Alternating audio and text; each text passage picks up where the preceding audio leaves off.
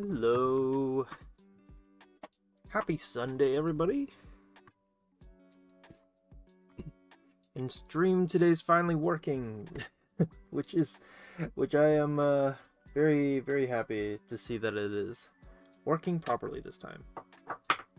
How's everybody doing?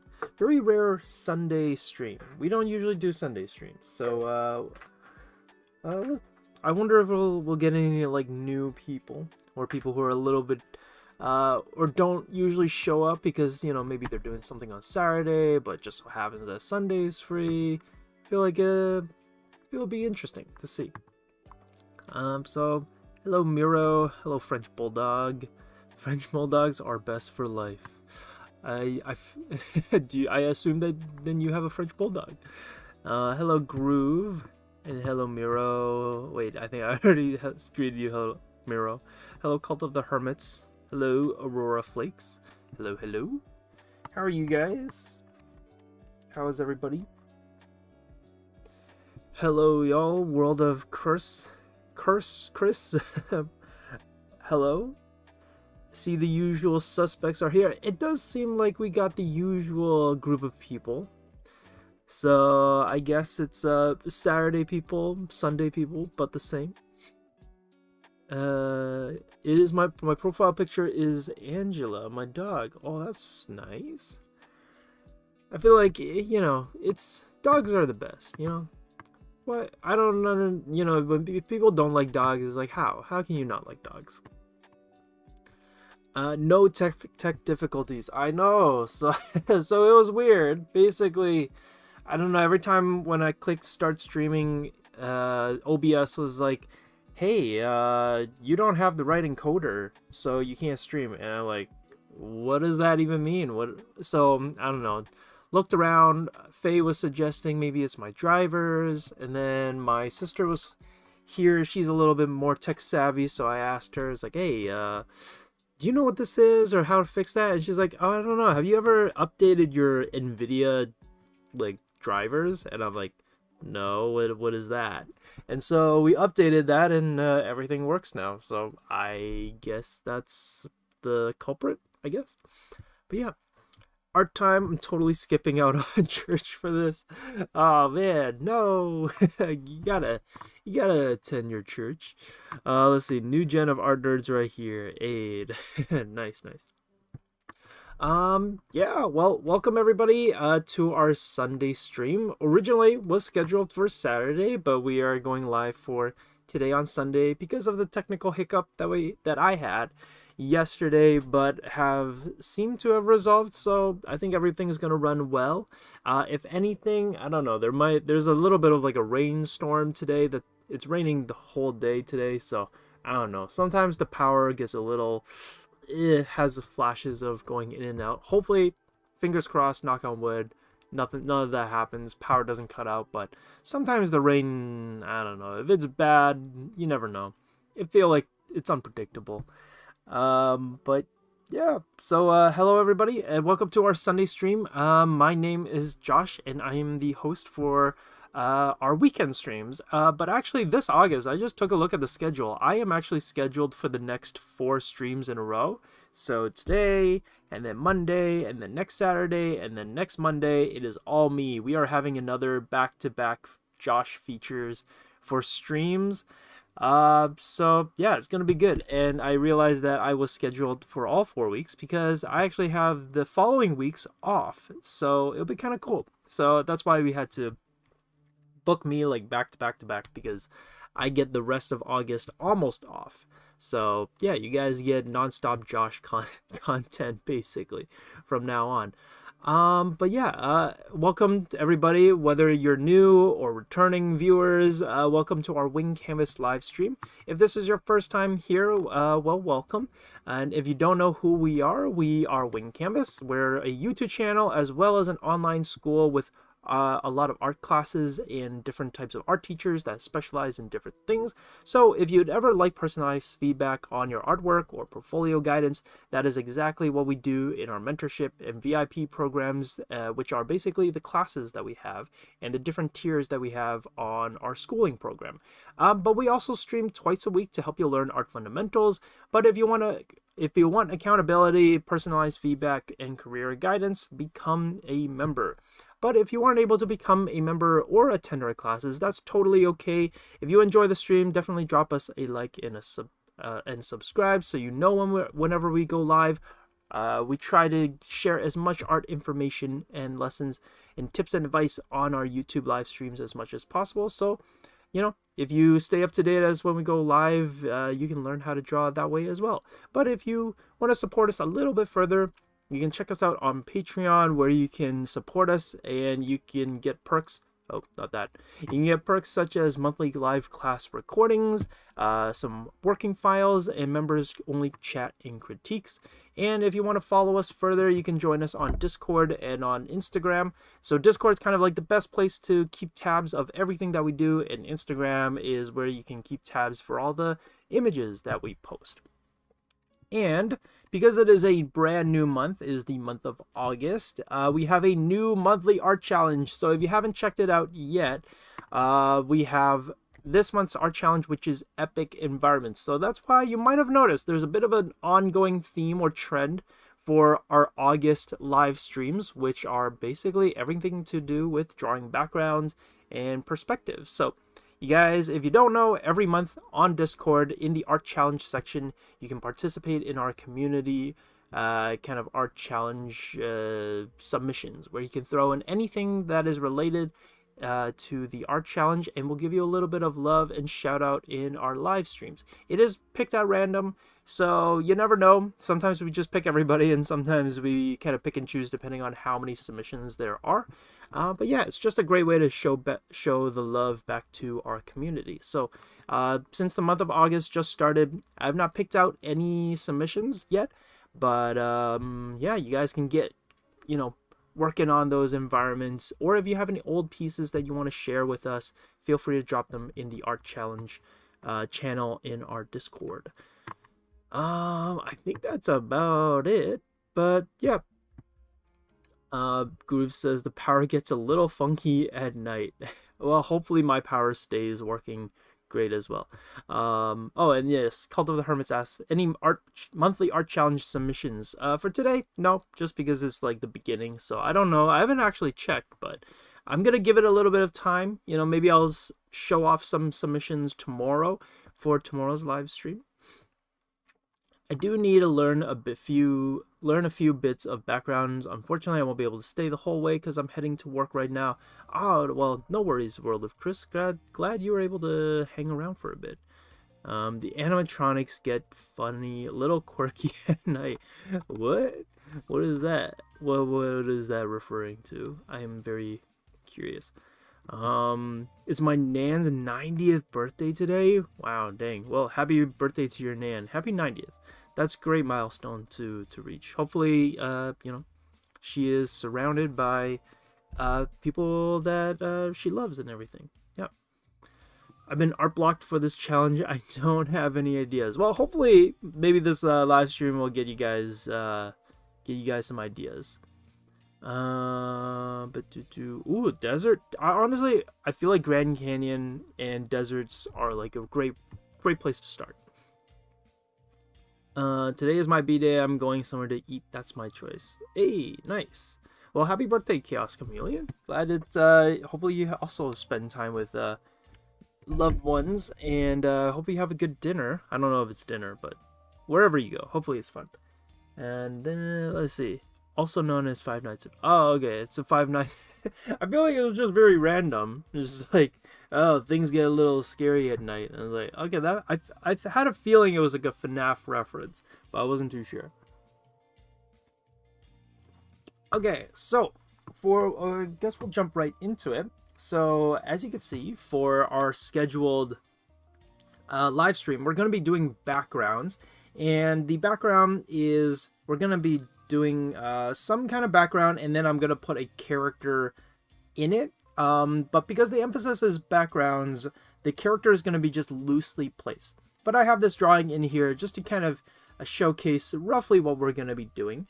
So the topic in hand is drawing backgrounds for characters, and I honestly think the best way to always start your backgrounds especially if you're thinking of including characters, or if it's a background that's meant for maybe a comic book series or an animatic or anything that is story driven, is very much looking at what is your story.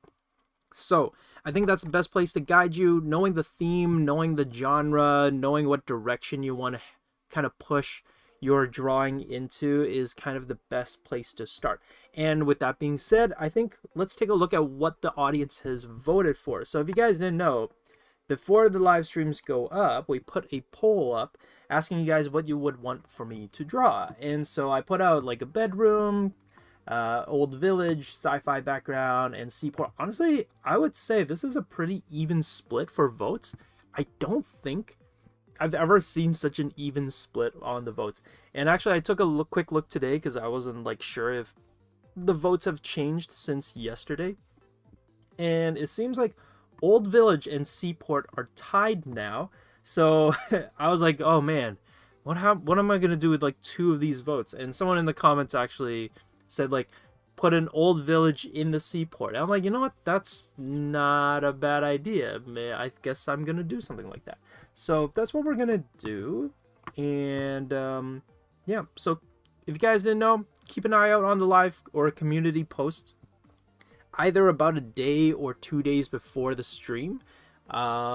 We put out a poll asking you guys what you guys want us to draw. So it's always best to keep an eye out in your subscriptions, or that's why it's good to have that notification bell rung so that you know when we're about to go live, what we're going to be doing, and also roughly the topics, and you also get a vote for them. So yeah, so I'm gonna write out some notes. Maybe I'll grab a quick picture and put it here. So actually, I think I saved it, so let me grab that. And give me a sec. I feel like this is a pretty good image. I thought that was kind of fun. So this is an image from Luca. I'm just gonna put it here while I write down the notes for, I think, what are some good things to kind of keep in mind or look out for. Oh, well, thank you, Groove. Glad you were able to drop by and say hello. What if I just did both? I know, right? Okay, so when doing backgrounds, let's write out what are some good things to keep in mind of. Good things to keep in mind for backgrounds.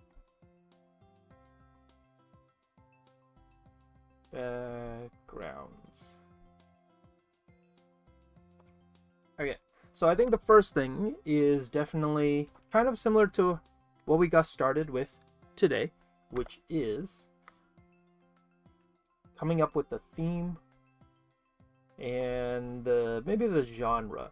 Honestly, if you guys have seen a lot of my live streams, you might have noticed is like, oh, you kind of do this all the time for everything that you do, whether it's characters, whether it's like background designs. Like Josh, you're always saying like, think of a theme and a genre. And I think that we tend to overlook this quite a bit. We tend to kind of just go like, oh, you know what? I'm just going to draw whatever comes to mind and I'm just going to wing it, and whatever happens, happens, which is not a bad idea. I do think that there is some kind of merit to just kind of going with the flow and seeing what happens. But I do think that if you are trying to curate or create a very specific type of world and you're planning on adding characters to it, building maybe a story onto it, it is good to set the tone for roughly what direction you want to head into. This doesn't mean that you can't pivot or change it partway down the road, but I do think having it in mind in the very beginning at least gives you a trajectory to head towards. So I'll write that here, because I do think this is a big point. Gives a trajectory. And a lot of my tips, I would say, is like sometimes the best advice is not in the drawing part. Some of the best things to kind of prepare yourself before you draw is actually in the planning part. It's the part where you don't draw. So that's why I think coming up with a theme and genre is like super, super important. So it gives a trajectory, so theme and genre. And you like, I would say keep it keep it flexible. Keep it flexible, and but maybe like try to stick with it. I think that would be like the other thing. It's like keep flexible, but stick with it. Stick with it. Okay. And then this is something that I saw someone mention in the chat, something along the lines of like, do we need reference images? And if you know me, you know that the answer is always gotta have references. So it's like get references. Get references. And when it comes to references, it could be a few different kind of things. It could be things like, it could be photos, so that you know what something should look like. So for example, if we're going to be doing like a port and kind of like a seaport, might be good to go grab some photos of like beaches, maybe some docks, maybe certain maybe look at a certain country to get a feel for like how different countries' ports and seaports look. So that might be good. Some other references can also be just like other art inspirations. So other art inspirations. And then some other things can also actually be colors. So colors and moods. This one I think is a little bit of like a slept on kind of a point here, which is that like sometimes the images that you're trying to find, you're not trying to copy it, you're just really trying to find a collection of images that curate a certain kind of feeling and mood. And sometimes it might not be anything related or specifically related to the seaport. So maybe I might find an image of like a cabin, or a perfect sunset image, or the sunlight casting inside of a window hitting the countertops on a kitchen in a house. And like that has nothing to do with the seaport, but the colors, the mood, the warmth of the sun, maybe that's something that I want to hint at or go towards. So getting colors and images of moods that you want to capture is also another good way of finding references. So the references, again, don't have to be specifically or directly related to whatever it is that you're drawing. So yeah, references, super important. And then 3, do some roughs. Roughs and planning. This is the one that I always mention, and you can kind of see that this here is probably like a very good maybe direction to kind of head into, or a pretty good kind of step-by-step process to follow. Oh, and hello, get the feels. A Seaport 1, finally something I voted for 1. Well, I also am glad Seaport 1. I think that one might be one of the easier ones to tackle. Cupcake Admin has a question. Can this be applied to backgrounds that aren't a specific environment as well, or environment 2? Yeah, this can be applied to a I would say that this can be applied to anything concept art related. I think maybe it can be utilized, or how you utilize these points might be done differently depending on what it is specifically that you're drawing. And how you draw, or how people tend to draw things, you might use these points a little bit differently. But I would say that this gives the general gist. It kind of like gives you kind of these checklist points to tackle. Let me say, how messy should be our roughs? I would say that roughs are, it's kind of up to you. It's really more like, as long as it gets the idea across and you can kind of tell what is going on, and you don't end up spending too much time on them. Like, they're called roughs because they're not supposed to have too much details. They're not supposed to be super cleaned up. They're just supposed to kind of get across maybe the composition and get across the general feel of the direction you want to head into. For backgrounds, maybe it's a little bit different. So I'm going to use this maybe Luca image to demonstrate what are some ways to do background roughs, because I do think that there's a lot of different ways, and especially when doing backgrounds, it might be a bit different because of how grand or how vast it might be. Can it be applied? Oh, let me see. Roughs are a new concept for me. Being able to practice the final project is quite the powerful skill. Yeah, like roughs hopefully give you, again, it's all about making sure you have everything kind of prepped and ready for you before you tackle the real final thing. Because a lot of times if we just jump into the final one without any planning, without any ideas as to what we're really trying to aim for, that's when projects take forever. That's when projects feel like nothing's really happening, or you keep changing your idea partway through. So if you plan it and do all these points that I brought up here or wrote down here, then it kind of sets you in the best trajectory possible. Yeah. Can it be applied for ecology looking art for a fantasy world with people, animals to interact with the world?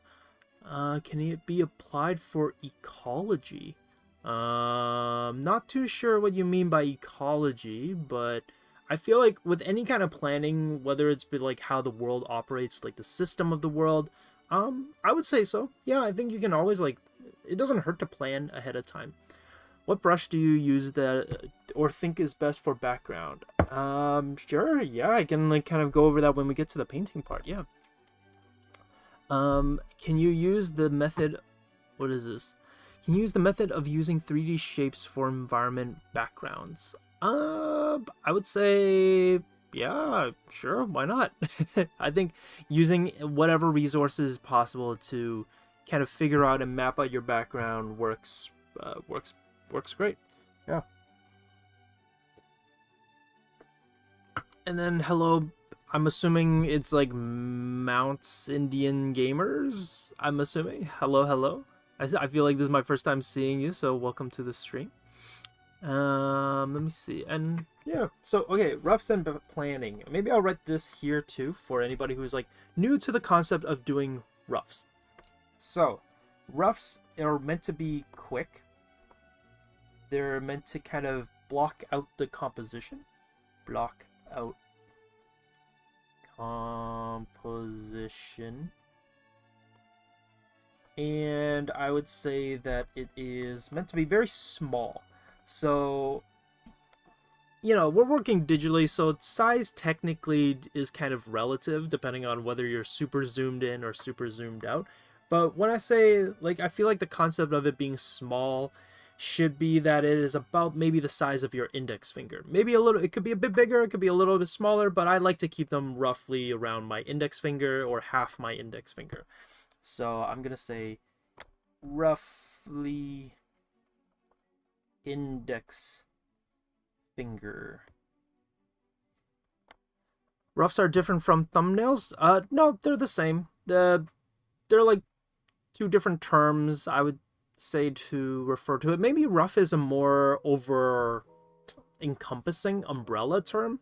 Thumbnails, I guess you could say, is more specific about how you want to tackle them. Like thumbnails would be like super small. They're called thumbnails for a reason. They don't have to literally be the size of a thumbnail, but I guess you could argue maybe that like thumbnails are meant to be like super small, very like almost like very rough, and then roughs are more like an encompassing umbrella term that covers any process that you have or that you are doing to help you plan and figure out your idea. But like it's still rough. That's why they're called roughs. The idea is rough. The idea is not fully developed. It's a little bit raw. It's a little bit kind of undercooked, you know, you could say. Yeah, I guess you could kind of say like roughs the artists. Okay, maybe that's actually a good point. So Stellar, you brought up, I just call roughs the sketch layer. I would actually say that that is maybe a bit different. So the rough is more planning. The sketch layer is an underdrawing that lets you kind of build on top of. But a rough also gets you to try out multiple ideas. So the rough is the thumbnail you use. Yeah, I guess so. Yeah, rough is the thumbnail. I mean, it's just a synonym. You know, it's just the words that are different words but kind of mean the same thing, you know. Yeah, I mean, doesn't every language have synonyms? So it's not really, I don't think it's necessarily an English specific kind of thing, but I like that we're digging deep into like what the, you know, the definition of like, well, what do you mean by rough? Because I do think like everybody has a different idea of like how to utilize roughs. But yeah, so it's meant to be quick.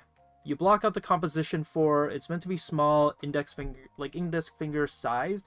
And then I would say, as we're kind of like figuring out what this word means, roughs, I would say that this allows you to plan variety of ideas. Plan a variety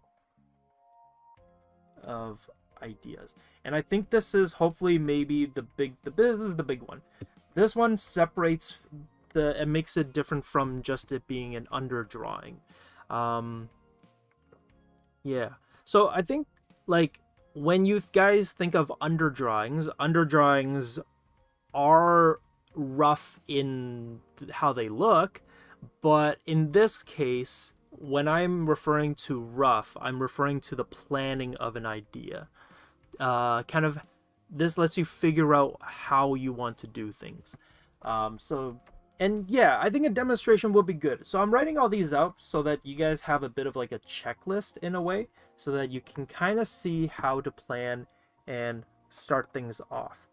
So here, I'm going to use this Luca image here to demonstrate kind of how, if I was to work backwards, let's say it's like, okay, I have this Luca image here, but if I were to work backwards from this image, how do I use this checklist, and apply it to this Luca image over here? So let's say we can start with like 1. Well, actually, let me split this over here. So 1 would be, it seems to be kind of like, you know, by the sea. So I guess you could be like theme or genre/genre. This one seems to be kind of like by the sea. So this could maybe be like very like kid friendly. Oops, friendly. It's very bright and like upbeat. I guess you could say like positive, bright and positive. And positive. And yeah, for sure. I think a lighthouse would be great. Positive. And I don't know, a lot of round shapes. So this could be something that I would use to describe the direction. Round shapes. And it seems to be like kind of modern. I don't actually really remember what time period Luca is set into, but I think it's like somewhat modern. So I'm gonna say relatively modern. Relatively modern. Because I don't think they're super, it's not like super high-tech modern, or maybe it's because it's in a village, it's kind of, it feels a little bit old-timey.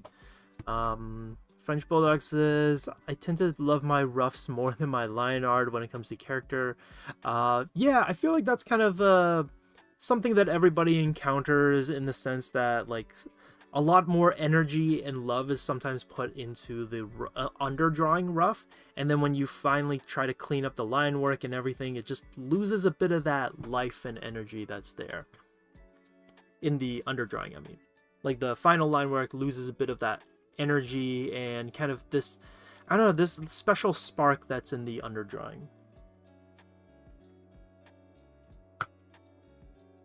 Okay, and then let me see references. If I were to find references for this image, it looks like oh yeah, Luca is based in Italy, so this would be like the reference. It's like, where would I be finding them? Well, it looks like it's set in Italy. And so I would look for maybe like, what does the seaside look in Italy? Seaside in Italy. And it looks like it's very sticking to very saturated colors. So very saturated, a lot of blues and greens. Now it looks very obvious, like me just writing it out like this, but imagine if we didn't have this image in front of us. So if you didn't have this image, how would you describe what you want to kind of create? Imagine describing before you have the image even created or painted, but you have it kind of in your mind, or you have an idea as to what you want to create. Just describe what it is that image should look like. That is essentially what we're doing. But I'm working backwards off of this image to show you kind of how all this would be in practice, I guess. Oh, and then the rough and the planning. Okay, this is probably one that I think I'll keep it really quick to save it for let's see, this is probably, I'll save it quickly for this one, but then I'll do a more fleshed out version when I do like my version of it. Oh, is this what Pixar did when they made the movie? I don't know. I cannot say that this is exactly what they did, but it wouldn't surprise me if this is how artists come up with it. Because here's the thing, when studios hire you, they're not going to be like, hey, this, you have to do your ideas like this, boom, boom, boom. But I would say that most artists probably have some kind of method or some kind of approach that allows them to tackle ideas. And I think something like this is probably what a lot of artists do. They go definitely find researches, they definitely come up with some roughs, they come up with some thumbnail roughs, they do some planning before they commit to like the final image. It's like describing a dog to someone for the first time and ask them to draw it. Kind of, but I guess it's more of like, I think a better, using kind of your analogy, I think a better one would be asking an owner to describe what it is that they love about their dog. I think that's a better comparison, because describing it to a stranger, this would be as if I'm describing what I'm about to paint to you guys, and then you guys all paint something that you interpret based on what I tell you. But when I'm writing these things down, it is me trying to capture and express how I'm feeling before I get to the drawing. So I think a better analogy, using your dog kind of analogy, Crazy Dash, would be getting the owner to describe what it is about their dog that they love. Because there's a bit more of a personal attachment to it. There's a bit more of a personal understanding and a more intimate understanding of the relationship between the owner and the dog that the stranger does not have. And that's kind of what it is with your art. You're trying to, figure out what it is that you want to capture in your drawing before you get to the act of actually drawing it. Because painting and drawing takes so much time that, sometimes if we mess up, it feels like we wasted a lot of time. So why not figure it all out before we fully commit to it? Okay, so if I'm going to show you guys a bit of a technique to kind of show you roughly how we're going to be doing the roughs and thumbnails for this drawing. So I'm going to put a rectangle right here, and let's put it in blue. I think that would be kind of fun to have it in like a blue type of a color. Let's put it like here. Okay. And then I'm going to right click the rectangle, and I'm going to go to group and then quick clipping group. So then everything just kind of stays locked into this rectangle here. And I'm just going to keep it monochromatic. So basically, even though there's greens and like some oranges for the dirt and everything, I'm actually going to keep it very, very monochromatic so that it's easy to do. And I would actually highly recommend doing this when doing kind of background roughs. So I'm just going to keep it here so you guys can all see it. What I'm about to show you is kind of how I would say a lot of background artists and concept arts do kind of background planning. They don't paint in all the colors, they don't paint in all the details, but they kind of map out roughly where things are going to be. So I'm just sticking with this color. I'm going to create, maybe I'll move it more to teal. And let me change it. Yeah, I think that's more fun. So I'm going to paint in like the mountains, and let's say it's something like this. And it's like, oh yeah, I want the mountains to get a little bit higher as they go farther into the back. And it's like, oh, and then there's clouds. Well, the clouds are pretty white, so let's paint in the clouds. I'm gonna make maybe a smaller brush and then paint in these clouds. Now, again, imagine I have not, like, this image does not exist. I'm just kind of showing you roughly what a rough image can look like and how you can go about it. So I might be painting it in like this, and it's like, oh, look at that. Wow, okay, got these nice clouds.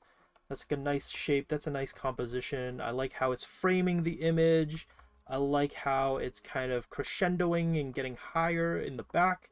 And maybe I'll even make it a little bit brighter for this area over here. And maybe I'll make the right side brighter so that it kind of feels like sunlight is hitting it. And it's like, oh, look, there's a really kind of bright rock that's kind of jutting out over here. So I'm gonna draw that rock. It's gonna poke out. And then there's some like dark shadows in there, so let's put some shadows for this rock.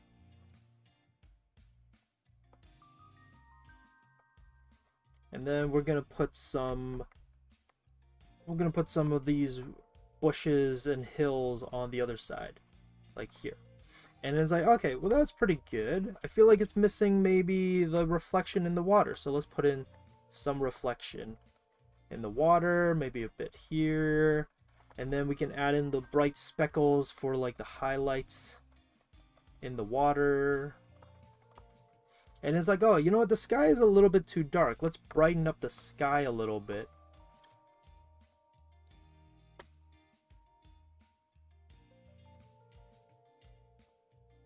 And let's brighten up the water to reflect the sky a little bit as well. And then let's make the hills just a little bit darker.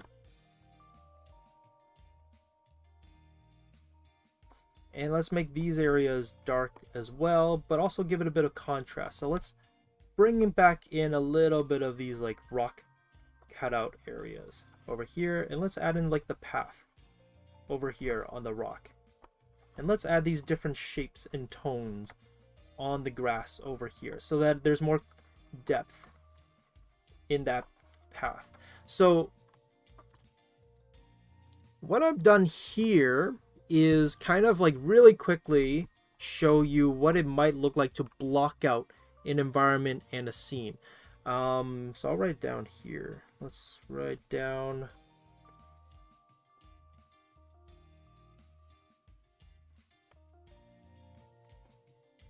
this is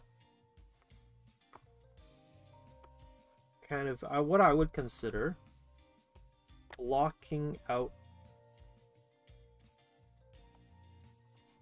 a scene. So you're figuring out the composition, and notice how everything is like really rough, it's messy, there's no like blending or anything. I'm just kind of putting things and shapes down. And I'm kind of just getting a feel for what it is that I want to kind of capture. So I'm really just kind of putting things down, and I've kept it monochromatic. But you don't have to keep it monochromatic, by the way. I have just kept it monochromatic so that it's easy to tackle. Monochromatic. Something that's minimal. You don't want to get caught up in the details. So that's why. And you want to just capture like the basic shapes. Basic shapes. So this is a very, very like rough, messy deconstruction of what the Luca image looks like. And when you guys tackle your thumbnails and your roughs and your planning, you want to keep it very loose like this. And the reason why is because you want to save kind of like your best effort, your best foot forward for the final image, the actual painting itself. don't put your best foot forward in the rough and the planning process of it, or else you end up committing too much time to it, and then when you finally get to the final version, you're kind of mentally exhausted maybe, and you might not put in as much of an effort into the final one. And at least this is kind of what I've found for myself. Oh, have one of the most beautiful sunsets at Seaside. Oh, do they? Oh, you know, I've been to Italy, and I don't think we ever really went too much to the sea. Most of the stuff was like inside, like in the cities and all the popular tourist areas. Have I ever done tie-dyeing? I think as a kid, for like summer camp activities maybe. For traditional artists who can't really erase colored pencils, should roughs be in graphite? Practicing without an eraser sounds like good practice. That's a good question, Kelzun. I think probably pencil is the best way to do it. You can still actually do it in pencil crayon. If you're able to find and nab some erasable pencil crayons, I think you can try that out. I know a lot of artists who do roughs in watercolor with like really quick like travel size watercolor kits, and then they do it these really kind of maybe half-page sized watercolor studies. So you could do it with watercolor as well if you want. But graphite works perfectly well. I think your pencil crayons kind of allow for a nice pop of color, and then travel size watercolor kit roughs, I think, let you experiment a little bit more with the colors if you really wanted to. Oh, and hello Starverse Dimension, welcome to the stream. Okay, Cupcake Admin asks, during roughs and planning, what do you usually think about when figuring out the composition that you want? Eye movement, framing, lighting, readability. I guess in a way all those things, yeah. So eye movement is making sure, I guess a few good rule of thumbs for composition is like making sure things are not centered, and then kind of using the rule of thirds to map out your composition. Lighting and framing, I guess, falls under composition. And readability, so eye movement, framing, and readability all fall under composition. It's basically making sure that your image is legible and that people know where they need to look at, and is also interesting for them to move their eye around. And so that's why usually like smack dab right in the center type of compositions are not great, because it does not encourage the viewer to move around the piece in terms of like how they're looking at it. I tend to like my monochromatic drawings more than my multicolored drawings. You know, there's a certain magic and charm to monochromatic drawings, so I totally can relate. I should start doing that, yet I can't help it. I feel like backgrounds are a tough one to sometimes tackle, but yeah. How would you layer background generally? Oh, a big rule of thumb basically is backwards to forwards. You always start with the stuff that's furthest in the back and then move slowly to the front, which I think would be probably a good way to kind of demonstrate that for like the actual drawing. So here are our notes, by the way. So these notes, if you want them, they are only posted on Discord. So if you want these notes and you want to save them, I guess probably a little best way to save them is to join our Discord. So a little Discord plug right there. Let's see, I'm gonna call these notes. Okay, so I'm gonna do the same thing for mine. So let's see, genre, we got a port genre. Gonna start off with our, I'm gonna say our background plan.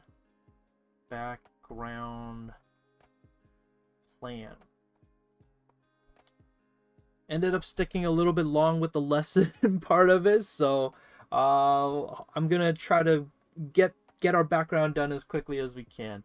And I think actually maybe I'll make my canvas just a little bit longer, just by a bit. Okay, so background plan. 1, our genre or our theme. Okay, we're doing like a seaport village. Actually, Let me move this down. So our theme slash genre.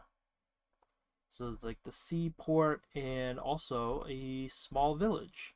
Small old village. I don't know how much I'll be able to put in there, but I feel like should be manageable, should be doable. I think I do want it to be pretty bright and colorful. Bright, colorful, maybe like lively. I think like blues, like can't go wrong with blues, so probably we'll stick to that. And then what else? Oh, references. Okay, I guess now we gotta go find some references. Okay, 2. This is the references. So we're probably gonna look for.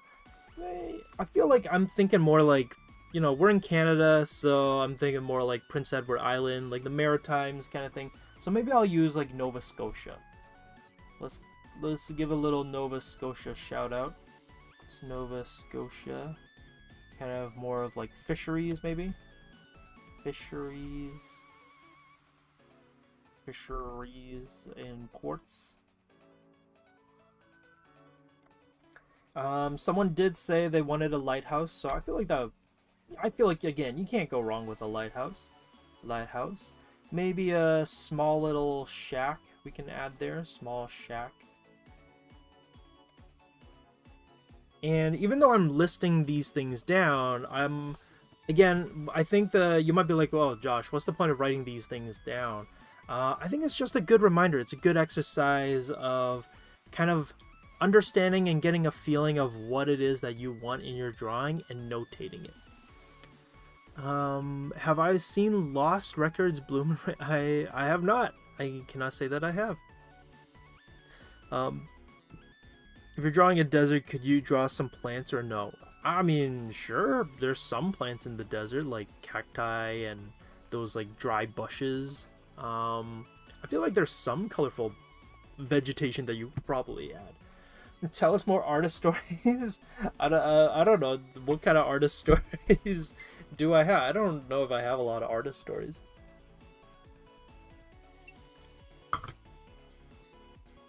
So yeah, small shack. So these are things that I'm probably gonna look references for. And then let's take a look. Last thing is planning and roughs. Okay, so let's go get some references first. That's kind of first and foremost, probably the more important part. Let's see. Let's go grab some Nova Scotia photos. Ooh, okay, here's some nice one. Ooh, this one's kind of cool. I feel like I'm just gonna end up finding all these pictures and I'm like, ooh, could do that. Ooh, could do that. And then not gonna finish anything. Ooh, I like this kind of combination of houses and everything. Okay. Don't worry, you guys will see this soon. I'm gonna post them here. So I'm just on Pinterest and I basically just typed in Nova Scotia. And that's kind of it. And these are some of the images that came out. So if you guys don't know, in Canada, well, Wing Canvas, we're based in Toronto, but Toronto is set in the province of Ontario, and we're kind of in the mid-east side. We're not like fully east like Quebec and Montreal, but we're kind of like not in the smack dab in the middle, so we're like middle east. Okay, that sounds a bit odd, but we're in the middle east section of Canada. But there are a couple of provinces on the furthest east, like super east, that we call the Maritimes, and they are basically kind of like our the ocean side. They're the fisheries kind of thing, and Nova Scotia, New Brunswick, and Prince Edward Island are probably the most well-known ones when it comes to the Maritime Islands. It's a pretty cool place to go visit, I think. I would recommend it, I think.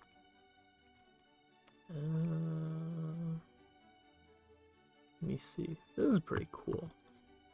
Here, we got our lighthouse here.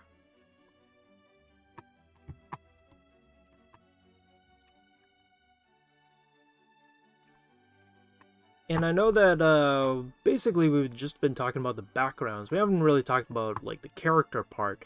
But I think ultimately the character part is a little bit of a, let's say, a distraction in the sense that we can put characters, but really the ultimate goal at the end of the day is the story. What kind of mood and atmosphere do we want to kind of convey when we're looking at the environment? And do characters kind of fit in that kind of environment, that feel that we're trying to capture? There are plenty of plants in the desert. They are just different than what people are used to. Yeah, I feel like that sounds like, you know, it sounds about right. Different kind of plants for different kind of climates and environments. Okay, so here we got some references. Gonna just combine that. References. Here are my notes, or I should say background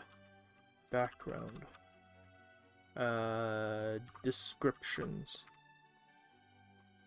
Okay, and then now we get into the actual drawing part, which is, let me see, actually I'm gonna shrink this down a little bit.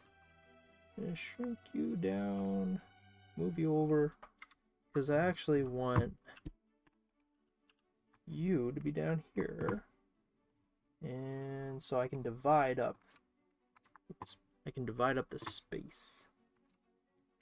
Okay, and now we're going to do the third part, which is the planning part, the actual painting component. Okay, so we did number 1 and 2, and then now we are on 3, which is the planning, the thumbnails. I'm going to write down all the names, because to me, these all fall under the same umbrella. You know, they do all the same thing. It lets you plan out and figure out the direction that you want to go in for your piece.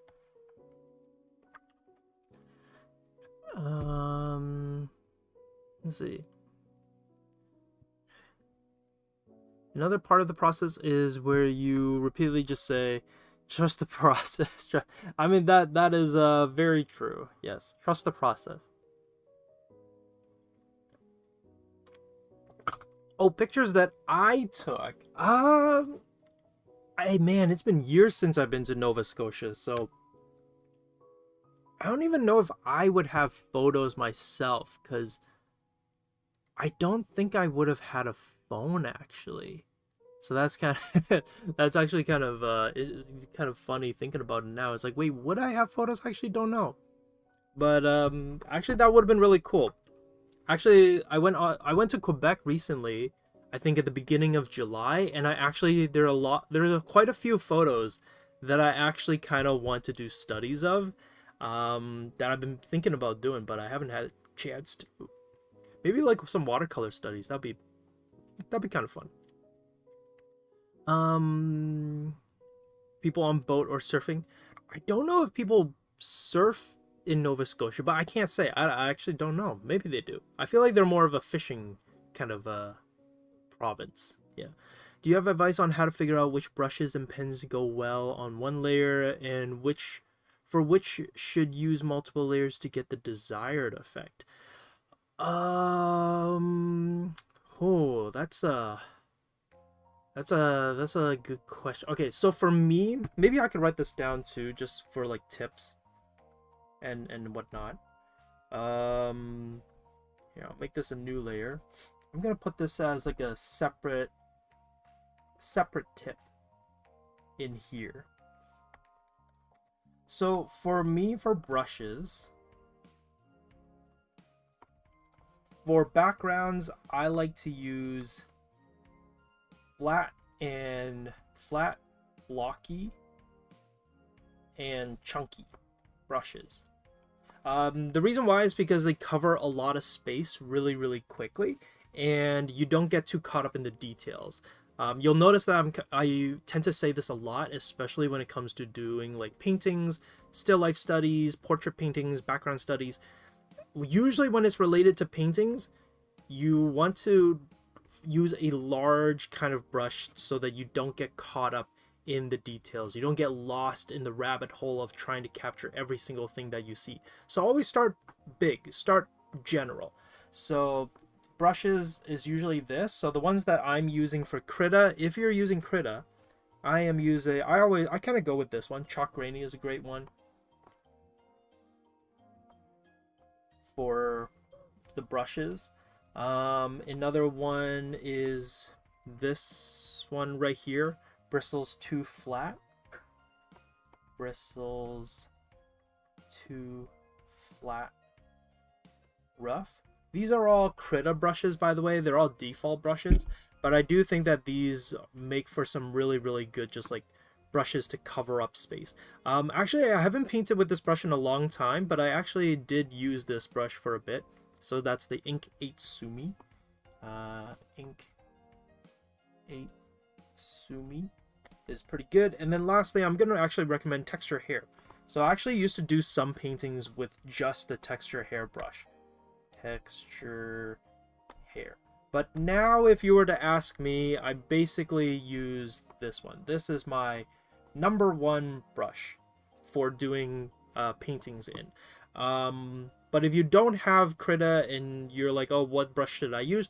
Again, it's just a flat, blocky, chunky brush so that you cover space really quickly. So this is how the Chalk Grainy brush looks when you paint with it. It has a bit of opacity to it, does not change in size, has some texture to it, and is really, really large. So I feel like it's pretty good. I love it. The next one is general background painting procedure, I guess. General background painting tips. Oops. Tips. I would say start from the back. Start from the back. And then slowly move to the front. Slowly move to the front. And then lastly, details are last. So if I use this as an example, if you're wondering like, okay, start from the back, what does that mean? And then how do I move to the front? Does that mean I start up here and then I move down to like here? No. So starting from the back means, okay, out in this whole entire painting, what would be the thing that's furthest in the back in terms of like the distance? And that would be the sky. So when I block this piece in, I'm going to cover the whole entire piece in this kind of sky blue color. I'm actually maybe not even going to worry about blending the sky with a gradient. You could, but you don't have to. And then I would also block out the sea. So what it would look like is maybe like one big third of the painting is in the sky blue color. And then another third is in this water blue color. And then maybe the middle third in a triangular kind of composition would be just one green. So I'm not going to worry about the details of the grass, not the kind of these white specks that are there. I'm not going to worry about the dirt color or the sand color. I'm not going to worry about all these different colors on the mountains. I'm going to treat the mountains as one big swatch of green. So you have 3 colors. You have the sky color, the grass color, and the water color. And you just block them all in flat. And then you move front. So from back to front, what's the next thing that's closest to us? Maybe you could do the clouds next. So the clouds, even though you could argue, it's like, oh, the clouds are behind the mountains. Like, yeah, they are, but it's not. It's separate enough that it doesn't really make too much of a deal. It's in front of the sky, and that's all that matters. So after you get the sky, the mountain, and the water painted in, then you put in the clouds. And again, don't worry about the details and the shapes of the clouds. Worry about how much space the clouds are taking and where they are in the sky. Then after that, you can move to this rock that's jutting out in front of the mountain. And then after that, you can block in this part of the grass that's in front of this rock piece. So you see how we're moving from the back to the front. And the reason why it's easier to block out the back than it is to paint the shapes, paint every single shape, and then slowly paint around everything. So imagine if I have this, if I started with the character first, and then I had to paint the sky around the character. That would be way too much work to do. So it's easier to just paint the whole sky, and then once you're done the sky and the background, you actually save the characters for dead last. You don't worry about the characters until the very, very, very end. Same thing with the rock as well. Don't worry about all these blues and these turquoises and this brown. Just paint it as one big shape. Once you have the shape down, then you can slowly start with the biggest color, the color that takes up the most space. Well, maybe that's the turquoise, so I'll paint the turquoise in. So maybe I would paint this rock like a brown tan color, and then I would paint the turquoise to mark out the rocks, and then I would use these dark ultramarine colors to block out it even further. So it's about working big shapes first, and then adding bits and bits and bits by details. It might take some time. It's something that just requires some practice. Give it a shot, try it out, but never work at details from the beginning. Start very, very general, very flat, very kind of minimal in a way. It's going to feel very impressionistic, and then you build the details on top bit by bit. A bit overwhelmed by the program. Yeah, no problem. You know, it's I feel like with any software, take some time. Start with something small, something simple, just so that you get familiar with the tools, you get familiar with where things are, like where to find the brushes, how to manage your layers. I think that's the best place to start from the very, very beginning. If you don't know what to do, just start with a brush. Test out some brushes like you would traditionally with different markers, different pencil crayons, different pencils, and play around with the layers. Just kind of go like, oh, what if I make a layer up here or make a layer down there? And what is that? How does that change it? But I think this is kind of a good segue to the planning process. So I'm going to show you how you can maybe not use layers just yet, but you'll notice that every time I make a new thing, I make a new layer. So my references are all grouped up together here. My notes, my background description notes are also a layer. And then I'm gonna, I'm gonna make a new layer on top. And this is I'm gonna call this my thumbnails. Thumbnails. And so I'm going to show you guys how I typically kind of plan out some roughs. So we're going to start with, I'm going to put out just three blocks, just simple gray rectangles. So I'm just going to draw 1, 2, like 3. They're a little bit lopsided in size, but that's okay, because again, these are roughs. Be loose with it. Understand that they're not meant to be perfect. We're going to change them. We're going to adjust them. It's not a big deal if they're not perfect. So I'm just going to make sure they're kind of the same size, like roughly. And that's kind of it. They don't have to be perfect.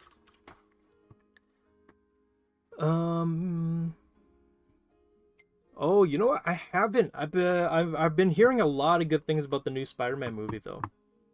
Okay, so just like with the other ones, I'm going to keep my paintings all contained inside. And a way to do this is, so you'll notice that on my thumbnail layer, I have my 3 rectangles contained inside, and that's it. That's all I have in my thumbnail layer.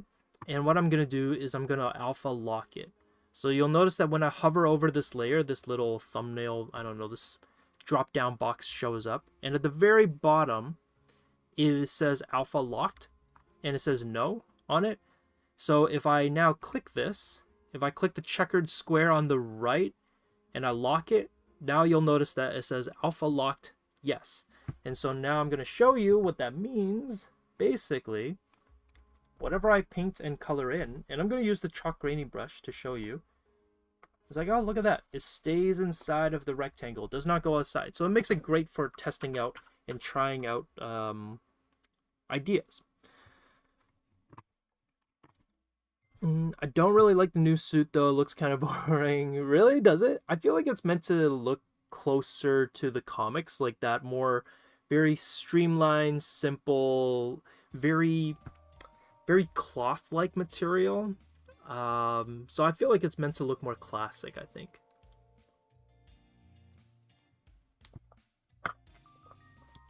the new Spider-Man movie? Wait, you mean Spider-Verse or Brand New Day? Because Brand New Day just came out, so there's no way your brother is working on it. Unless your brother did work on it, like past tense.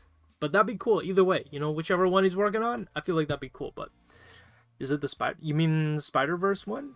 Oh, the live... Oh, is he still working on it? How can he still be working on it?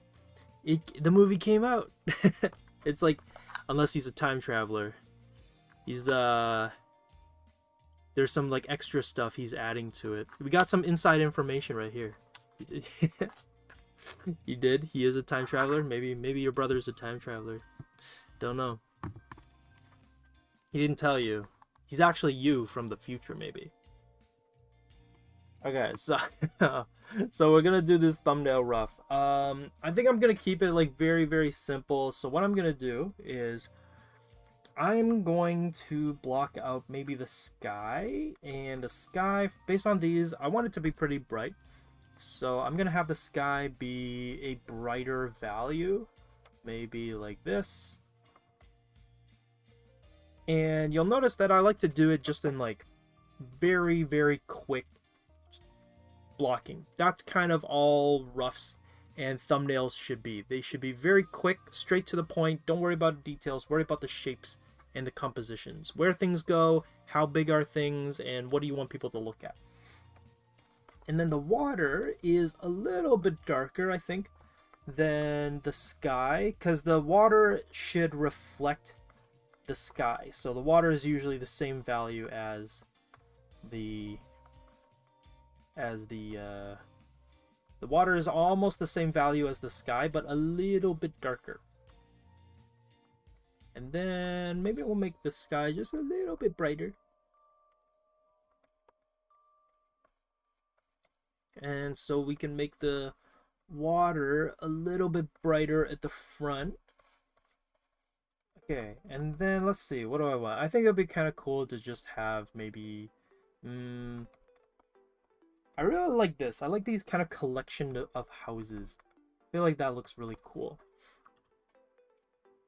So we're going to make this darker, and we're going to have maybe like a little bit of inland kind of coming in. And you notice that I'm just blocking it in. I'm just kind of putting it down, not really worrying too much about it. And maybe we'll have it swerve around here, create a little bit of like a beach. Maybe. Something like that. I feel like that looks pretty good. A pretty good shape. Maybe we can add a bit more and whatnot. And we can have a lighthouse. So someone wanted a white lighthouse, so we'll put a lighthouse like right over here. And I don't think I'm gonna make it too big. So just enough that I can kind of tell that it is, I don't know, like it gives a good sense of scale. Tool is always a thing on its own. Whenever it came out, he worked on it. Okay, so whichever Spider-Man one, whichever Spider-Man movie that just came out, that's the one he worked on. Okay, so he did work on the live action one. That's pretty sick. That's cool. He was on the crew special practical effects. Ooh, that's pretty neat. I feel like that's a lost art, you know. If you get a chance to work on practical effects, that's pretty cool. Okay, and then I'm going to take the value here, and I'm just going to put in roughly the size of the lighthouse. And I'm just going to block in the lighthouse maybe a little bit more, maybe make it a little bit pointy at the top. So there's my lighthouse. Maybe we'll add a little window inside of it. Kind of thing. Looks a little haunted, actually. Maybe a haunted lighthouse would be kind of neat. I do like all these like little houses here, though. Kind of cool. This feels more like a Death Stranding kind of a scenario, I feel like. Okay, and then I kind of want to add some houses, so we'll add some tiny blocks of houses here.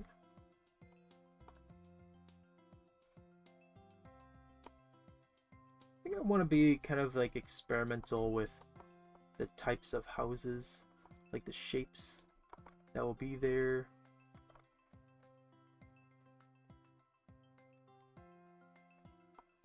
I'm kind of treating it more like just shapes. Like these are the shapes that I want for this kind of port.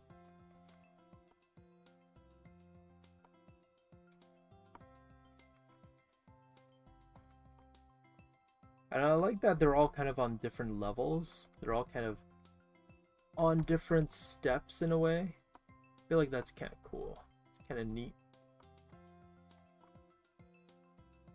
Gives it a bit of like a haunted look, I feel.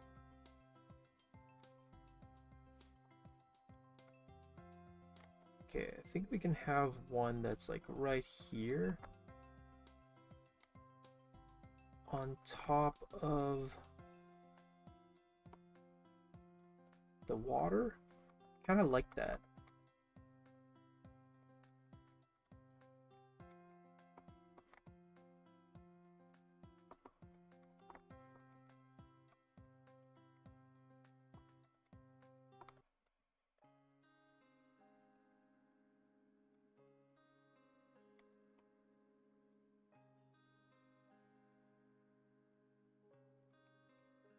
I don't know, kind of playing around with it, and then maybe we could put like a boat. Small little boat, like right here. Again, for more like sense of scale. So if the boat is this big and it's like right here, then it kind of helps us realize like, oh, you know, maybe the houses are a little further away if the boat is this big. And I think we can maybe make the water a little bit brighter. We can maybe even have the sky be a bit brighter.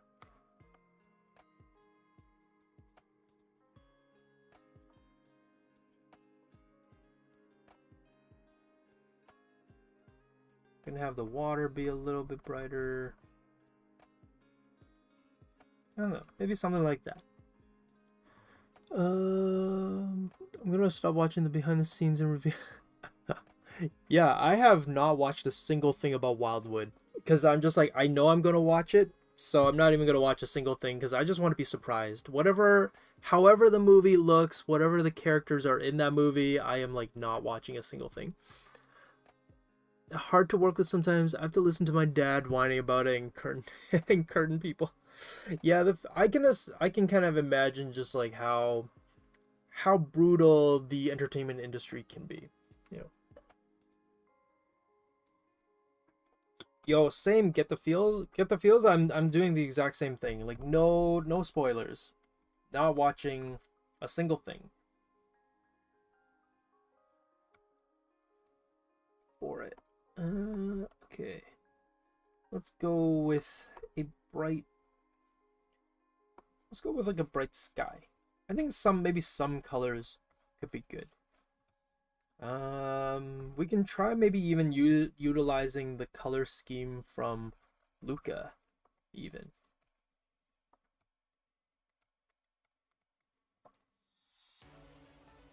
I think we can try out some colors.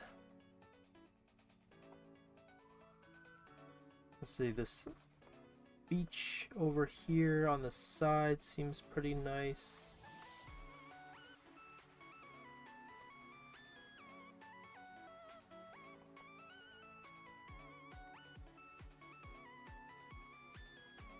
So you can see I'm doing everything on one color, and I think maybe we'll keep everything pretty saturated. So it's kind of nice, and it's kind of fun.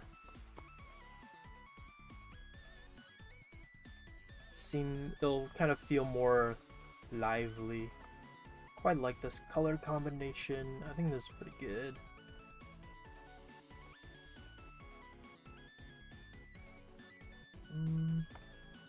I guess it looks like some of the sand gets a little bit darker around here. Maybe we can have like a bit of white for like the foam.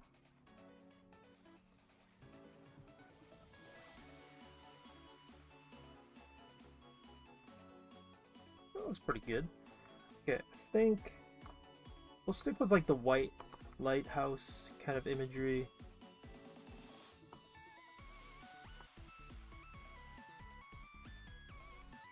Maybe there's like a dock over here.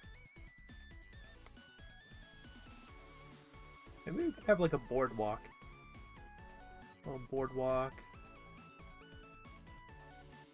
Maybe some shops over here.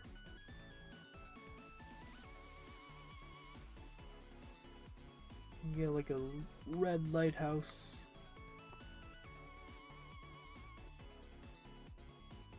I think I want to kind of play around with like the shapes, so we're not going to do anything super realistic. We're going to maybe like stylize a bit of like the way it looks and everything.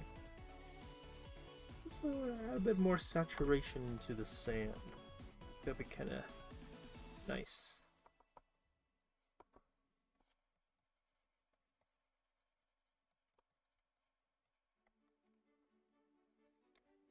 And let's see. Let's maybe go a bit darker for the water a bit.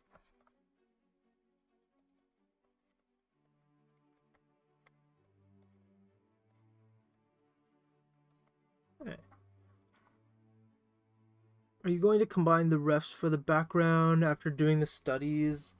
A little bit. I mean, I'm kind of already combining some of the references together. So like having the boat maybe there, having kind of the lighthouse colors are a bit different. Some of the composition for how some of the pieces or items are laid out is a bit different. So I would say that I'm kind of already combining. And yeah, that's actually a good kind of point to bring up, which is just that with references, even though if you find like real life references, it's good to like not stick to it fully. Try to find ways to kind of extend beyond the references and go beyond that. How you decide to go about doing that though, completely up to you. But finding ways to kind of, you know, change it up and make it your own, I think is like always a good thing. Oh, do I want a yellow house or a white house? Let's have I think we'll stick to like a white port. Or maybe like a white shack. Like a shack house over here. We can have like, what do they got? They got like blue rooftops. I feel like that's fun.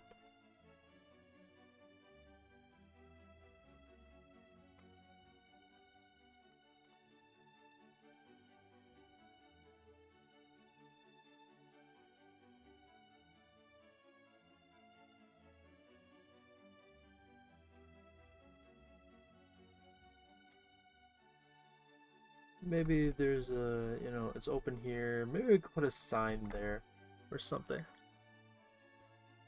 These were the thumbnails. Yeah, they're we're doing the thumbnails, yeah. I like that house with the water legs. Yeah, I think that's pretty cool too. Never in my life I've considered painting a rough as opposed to sketching. This is interesting. Yeah, I think like painting it is a much better, well, maybe not a better, but it's like a different way of doing it. Drawing, I think you can definitely get caught up in the details. Painting, I mean, painting you can also get caught up in the details, but I feel like it's different. It is 21 hours here making dinner, making omelets with sweet peppers and onions. What omelets do you like to eat? Oh, I feel like I'm pretty straightforward with omelets. I think if you add like, as long as the omelet egg itself is like kind of creamy and like fluffy, I feel like that's pretty good. Maybe some cheese and some bacon and chives, I want to say. I feel like I'm pretty good with that. Usually when I use references for backgrounds, I always stick to them too closely because I like to draw more realism. Any tips with that? Because I'm afraid of copyright since they aren't my own photos. Combining. I think like you can kind of treat it kind of like a collage where you're taking bits and pieces from different references and combining it. Sometimes you can maybe like switch the colors, kind of get the structure of the house from one photo, but the decorations and the details of a house from another photo and combine them. You'll notice how, like, for example, the port over here is kind of drawn from this one. The ocean and beach layout is also from this one, but the boat is from here. The lighthouse is, well, the lighthouse is more generic, but the colors is more inspired by the red houses. The blue rooftop is kind of inspired by like these ones here, and like the color is also inspired by like, you know, a combination of a little bit of everything. So it's kind of like taking different images and combining. And I do think when you paint the references, you get also a way to test out what you like and what works when you're doing the painting. So if you just do one, and this is why thumbnails and roughs are like super important, because you get a chance to actually put it into practice and you get a feel for what works and what doesn't work. So that's why I would say like try to do at least 3, because I think it gives you a better idea as to like the limits of what you can push.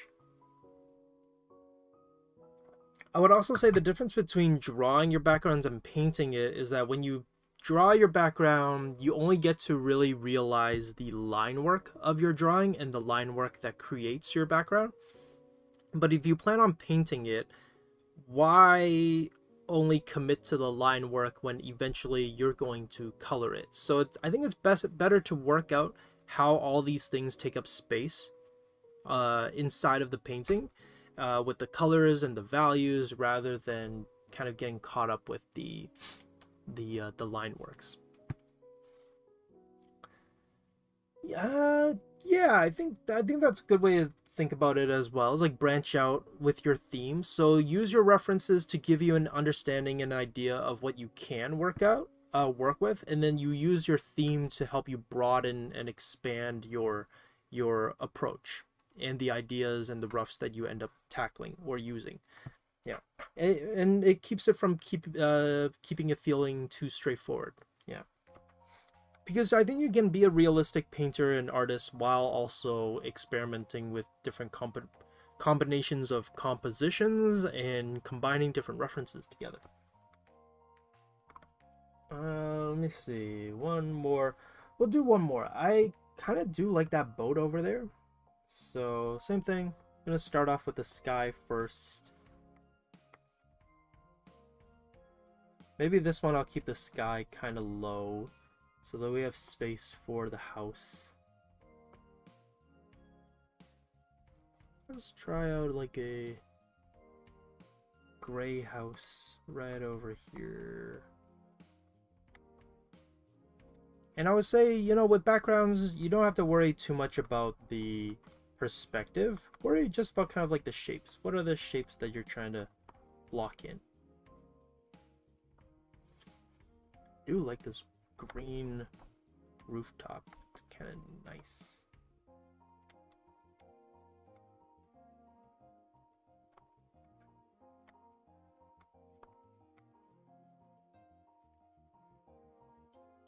I don't know, have any of you guys ever gone like fishing before? I think I would have always felt like fishing is kind of boring, and then but I feel like if you go with friends, it's not as bad. It's it's actually kind of fun, or it can be quite fun if you go with, I think, like the right people. And you know, if you like the isolation and kind of just like the quiet, peaceful environment, I feel like you could probably also enjoy just fishing on your own as well. Nothing wrong with enjoying fishing by yourself. I think it's a very calming and peaceful kind of activity to try out.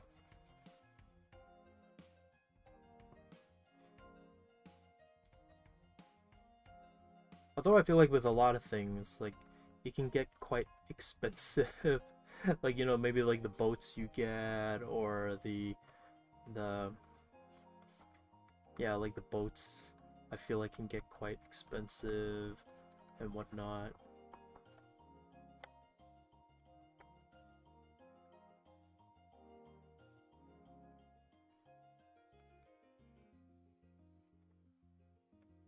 Let's get the water.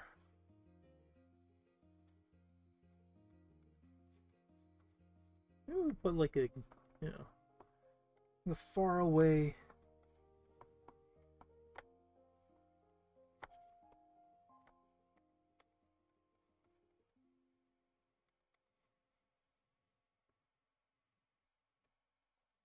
Take a little bit of cue from maybe like Luca.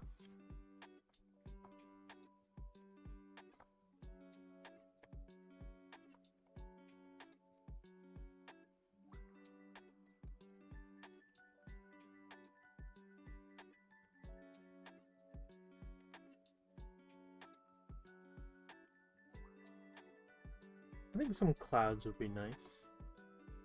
Missing a bit of some clouds. Also, I think this flatter composition maybe is not helping the approach. A little bit too flat, maybe.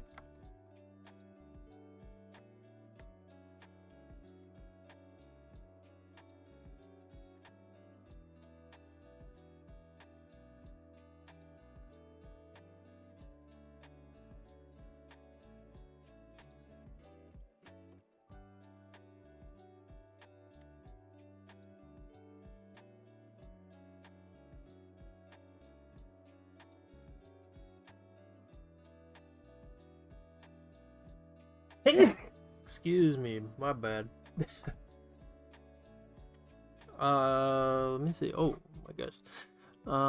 Do you think the last one could have grass like the ref image from Luca? Yeah, I think so. I don't think there's anything wrong with adding some grass. And oh, thank you. I went fishing from a dam. We never caught any fish, and we went there 5 times. I got nothing. Yeah, I feel like that's maybe the one downside to fishing is that you're probably gonna come away with nothing.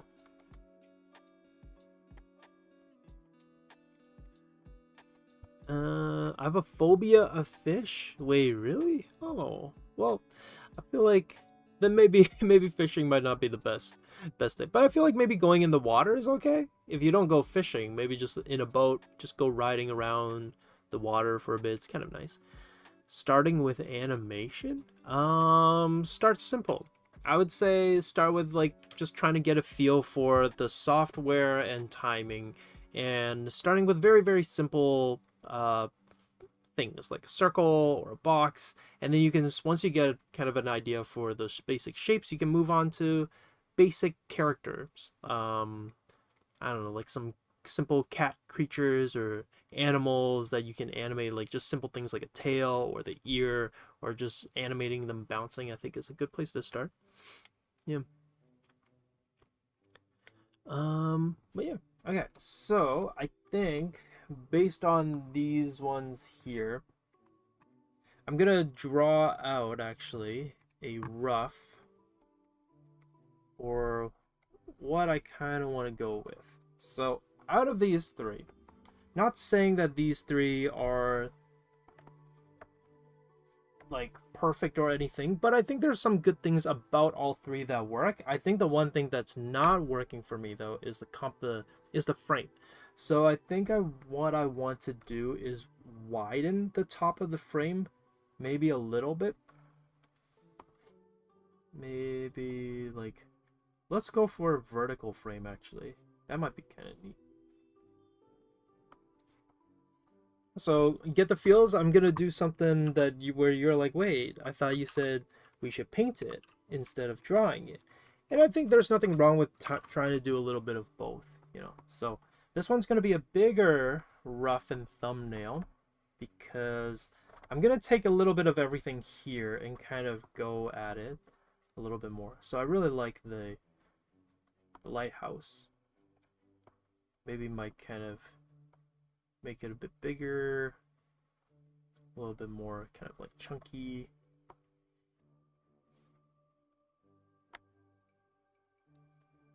Maybe we'll add some like rocks to it over here. Maybe we'll paint out like a really big cloud. Actually, in that case, I do like the sense of scale to it. So maybe we'll paint the lighthouse smaller, like this. And let's see. There's like a house. There's houses. So maybe we'll add like a house here. What kind of house is it? Oh, kind of angles in. It's an interesting house shape.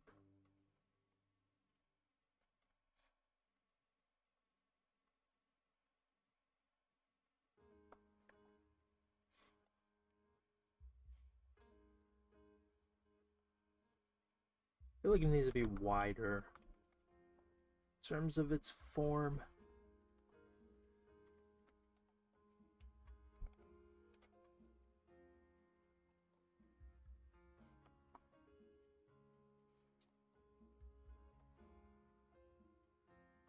Maybe the house is too big too. It's smaller. Should it be? Maybe it should be smaller than the lighthouse.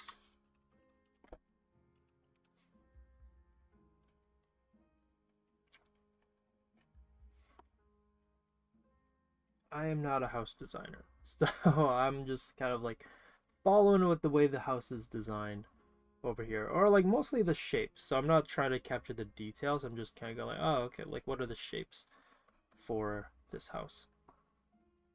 And how is it blocked off? Okay, seems like there's like some fences to it.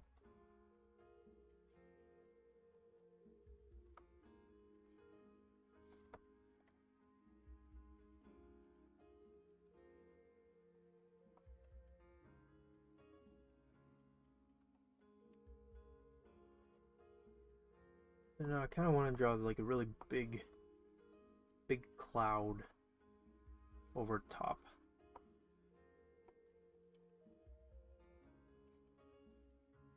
And oops.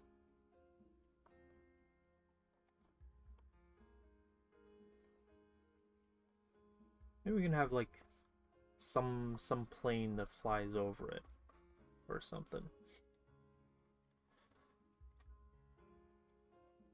That I am sad that it got canceled. Oh. This one's kind of like a half one. Also, I guess maybe this is kind of in theme since we're drawing like the port and everything. I actually really loved Anne with an E. I don't know if anyone's ever watched that. It's based on Anne of Green Gables. So CBC, which is a broadcasting show company here in Canada, they had a deal with Netflix, and they worked on a Anne of Green Gables TV show, and I really liked it. It kind of grades on some people because the character herself is hard to watch a little bit. It's a little cringy, but I would say if you stick with it, and what's kind of really rewarding in seeing kind of how her character develops over time. So I think that show just had a lot of charm to it. The problem though was that the show inevitably just got canceled by CBC. So they never got to keep it going, but they were able to finish it. So the problem with it though is that you can very much tell in the last season that they rushed the show, which is really, really unfortunate, because it's like I felt like there's so much potential for that show, only for it to kind of end in a very rushed kind of a way, which is just kind of sad, because I think it was like really good, had a lot of potential for it. I think it definitely is one of those shows where it's like it does need to end, but it's very clear that they got canceled. The writers had maybe like one or maybe two more seasons left in them to write something, but unfortunately it got canned, and so we got a very rushed and kind of rough ending for the series, I think. So I don't know if that counts, because it's like it kind of got canceled, but it technically didn't just like end. It technically has an ending, and it like all the characters kind of get their due to a degree, but the problem is just that because of the very abrupt kind of ending approach to it, it feels incomplete. So I don't know. I don't know if you'd count that as like, oh yeah, it is unceremoniously ended, but I think I would count it as being unceremoniously ended.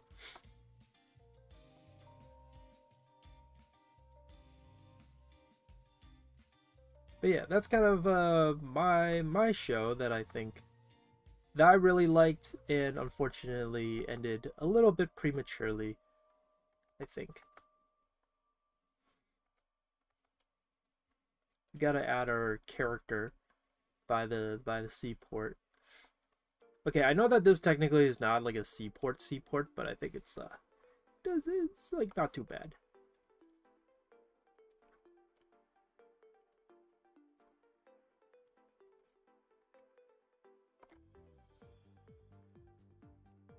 Let me see.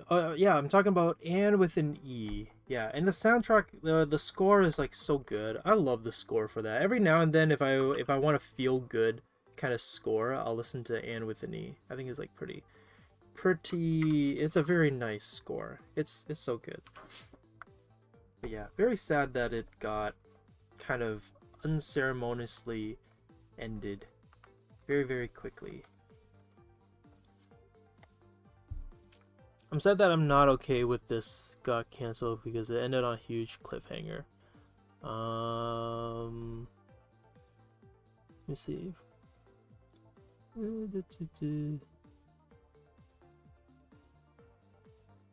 Oh, you mean Anne with an E, or I don't know. Did you mention a show that got canceled? I'm trying to think of another one. I feel like I don't know. I haven't watched a lot of shows lately where I'm just like, ah, man, like I wish it kind of ended properly. I feel like I have a lot more shows where they started off really good and then you can clearly see that it just did not, yeah, I don't know, get its proper due. So another one for me is like Westworld. I feel like Westworld started off really good. A lot of people don't like the second season or thought it was like meh, but I really like the second season. I thought second season was pretty good, but this show just goes off the rails in the third one, and it's just like, what is happening? That's like, this is kind of like terrible.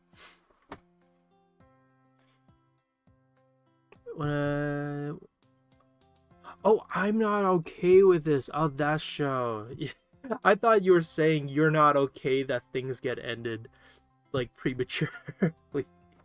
Yeah, that's a fair sentiment. Yeah. Okay, with this one, I'm going to actually take the rough that I have here, and we're just gonna stick with this one. And I'm gonna use it very roughly to gauge how I want to draw it. Okay, so here I have, yeah, I'm just gonna cut it out. And I'm just gonna paint on top of it.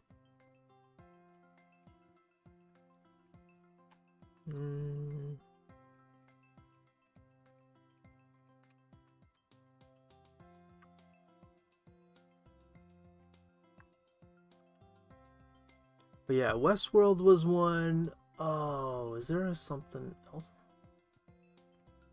Oh, I don't know. I feel like I don't typically watch too many shows, so I feel like none are coming to mind right now. Oh, Legend of Korra. I feel like Legend of Korra, I know that it didn't get canceled, but I do think it's one of those where it didn't get its proper day in the sun, so to speak. I feel like it's one of those where if it was given the proper treatment, if Nickelodeon had just like given it a proper amount of time, I feel like it could have been like, I think it could have been like so good. I make this argument all the time whenever I talk about Legend of Korra, but I think Legend of Korra could have had the potential to be better than The Last Airbender, like Avatar: The Last Airbender, but because of its weird kind of, oh shoot, No, don't crash. But I think because of its weird kind of, I don't know, the handling of the property and how Nickelodeon kind of did things, it kind of just wasn't able to hit the peaks that it could have hit. And that has always, I felt like, been unfortunate, because I think it had a lot of potential, but it just couldn't quite get there, unfortunately.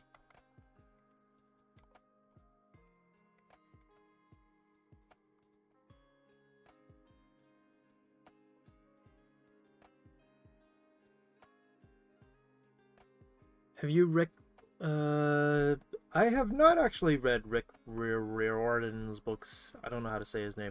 You know, it sounds weird. His books came out, I feel like, right as, I don't know, at a period of time where I just was not reading books. I was reading more like manga. So my sister and her friends and the generation of people like after me was more into Rick Riordan books, but I never got into it. I was more into like Harry Potter or a Series of Unfortunate Events or Aragon. Like those were the books closer to like my age. Maybe this dates me a little bit. But then right after that it was like very much into manga. And then like so Rick Riordan kind of came out right around that in-betweening kind of stage, I guess you could say. So I actually never really got into Rick Riordan books. Yeah.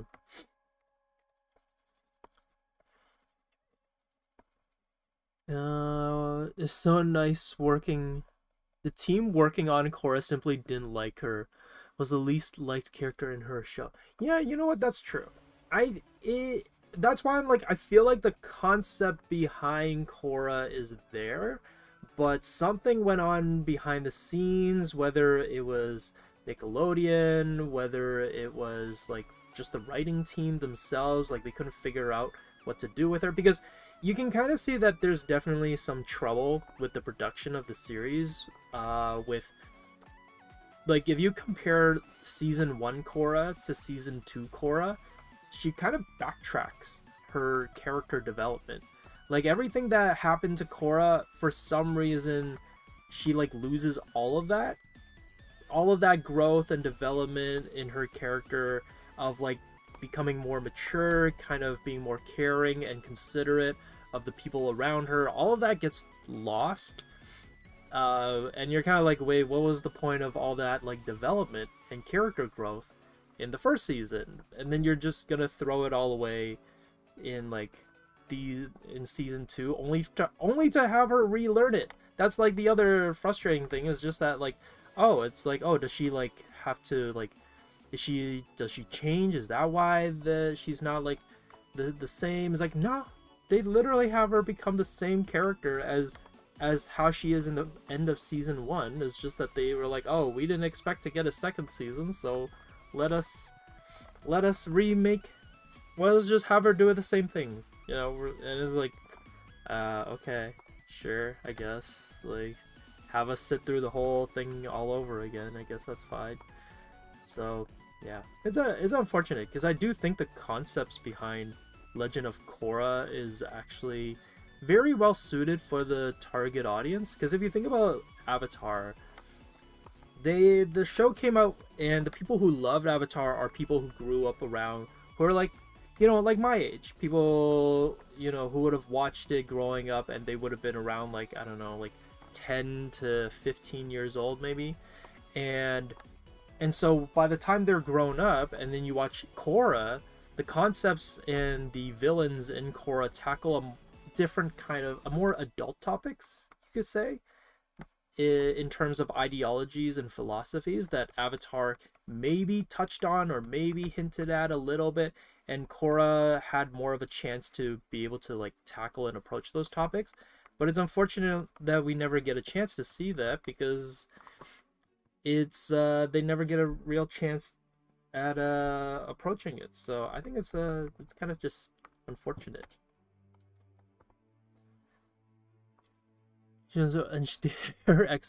Yeah, I think that is the thing too. I always say this, like I tell people, I don't think the writers were ever good at writing relationships, even for Avatar, because like after Korra, if you go and watch, if you did not like the way that they approach relationships in Avatar, you're like, oh no, Aang was so much better handled, the relationships and the writing in Avatar is so much better. I would actually implore you to rewatch Avatar after watching Korra, and you'll kind of notice that it's not that much, it's like a little bit better, but it's not that much better to a point where I would be like singing Avatar's praises and be like, oh, it's so much better than Korra. It's like, it's actually not that much better. It's, they're kind of about the same. It's just that a lot of the bad habits and the bad writing that's in Korra is not as apparent in Avatar. It's still there, but it's just, it doesn't quite show up as obviously compared to Korra, because I think Korra, they just didn't have the time, they didn't have the budget, they didn't have like the enough foundation to build Korra's like relationship writing that they needed and that they had for Avatar. Because I think in Avatar what they had was time. Time was definitely on their side. It was like their advantage to be able to write relationships and not have it be insufferable, I guess you could say. But in Korra they just didn't have that, so you really get to see the rough edges of relationship writing that has always been there, but it's just less obvious.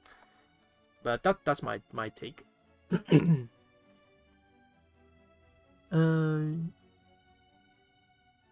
Yeah, but that's why I think I definitely know that I think I'm more generous with Korra as a character compared to, like, I think the general populace. My hot take is that Korra, I don't know if it's a hot take, I think Korra could have been a better show than Avatar, but I think they were lost in trying to, if you listen to some of the behind the scenes and if you listen to some of the commentary behind Korra, like I have the whole entire series on, was it like on like half the series on DVD and half the series on Blu-ray. If you listen to the commentary and if you listen to some of the interviews and read some of the articles where they interviewed the creators, it sounds like they had a bit of a identity crisis on like what to do with the story. And I think the whole thing's just really messy. And I think it's ultimately just like really unfortunate, because I think Korra really had a lot of potential of like the villains, the worlds, but yeah. I gave up on her at the start of season 3. Oh man, was season 3? Okay, here's the I really love. I think, what is it? Season 4, season 3 has the best season. This is how I rank it. Season 1 is the most well-rounded because it is the season where they thought they were only getting one season. That's it. But then a lot of people go like, the way it ends feels weird because it's clearly setting up another like series, like a continuation of it. But the weird thing is Nickelodeon did not greenlight multiple seasons at a time where they did that with the original series. So it's like in Avatar, it's like, okay, you guys get this many episodes, you get this many seasons to flesh out your world, go for it. Korra was more like, okay, you guys are gonna get one season. Oh wait, what the heck, it turned out so good, people actually kind of like this. Okay, you guys get another season. And then they're like, wait, what, we're already kind of wrapping up the first season and you're telling us we get another one? Okay, we got to figure out like something. And then they work on season 2, the same thing. It's like, okay, I think this is it, guys, we only get like this second season, that's it. It's like, oh no, you guys are gonna get another one. Oh, we get another season? Wait, what? We gotta keep working on this? Okay. We gotta figure out how we're gonna like end this and make it continue on in the other seasons. And it just keeps doing that until the last one, and you're like, okay, clearly you can't write a story or world like this, especially with a continuous story, because then not everything feels kind of disjointed. Everything feels like it's not really building up to anything. So I think if they were given the proper like full approach in the way that Avatar did, I think they should have went with like season 1 should have been like 2 seasons, and then you mix in, I forgot the guy's name already, but season 3's villain, you mix that in with season 1, and then it leads into season 4. You skip out season 2's villain completely. You do not need that. You don't need that guy. You just need the last villain, because I think she's great. She actually is like a really, really good. I really like the world building in season 4, actually, especially if you look at it from Chinese Communist Party takeover. Maybe this gets a little controversial, but I think it's a really good kind of demonstration of like the Communist Chinese Party and the political kind of uprising that happened in China. And then you kind of mirror that with season 4. There's a lot of interesting kind of mirrorings that's happening with kind of political uprising and kind of maybe political persuasion that happens with characters that is very relatable to like real life. It's very reflective of real life. But the problem is that Korra also has like, it's written for kids, so they can't really do too much with it. And then they also have like Bolin and what is it, that movie guy, that inventor guy, and they're kind of like off doing these like funny bits, but then they're also with the backdrop of like the Earth Kingdom takeover, and you're like, the tone is really all over the place, but the core seeds of some greatness is there. It's all mixed in with this huge mess of, I don't know, production complications, writing time, maybe like time crunches, because I heard that they were like really time crunched for writing.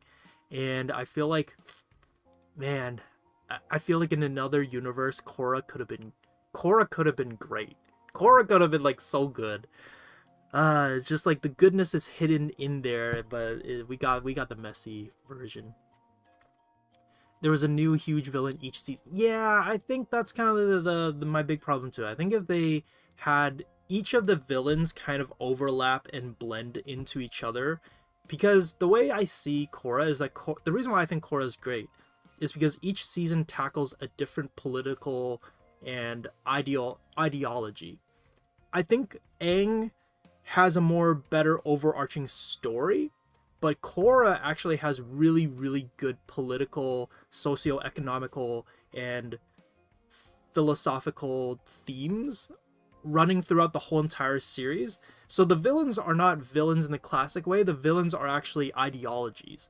Like, what is it? Amon in season 1 deals with the idea of like power inequality, like the haves and have-nots. What is it? The second season tackles like spiritual kind of, I don't know, ideologies like religion and belief systems, and kind of two different cultures with two different religious ideologies and how do they clash with one another. I think the third one has to do with like, I don't know, like kingdom uprisings and like, you know, like should a emperor or like a kingdom rule everything, or should it be given up to the people? And then the fourth one is the consequences of the third season with like this political uprising and upset. How does that impact the rest of the world? And it's like, okay, we don't want emperors and rulers like a single what is it, like a kingdom. Shoot, I forgot the word. Like an oligarchy, like some, like a kingdom shouldn't rule the people should rule. But the problem is, like, if the people should rule, who do we let to look over everything? So I feel like Korra, that's why I'm always like, when people go like Korra sucks, I'm like, yes, the final product that we got wasn't great, but I think it's harsh to say that there was not some good things there. And I feel like we could have gotten something great from it. We just it just a product of misfortune, unfortunately, I think.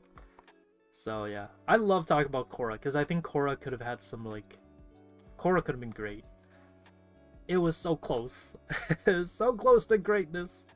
It's that Star Wars meme. We were this close to greatness.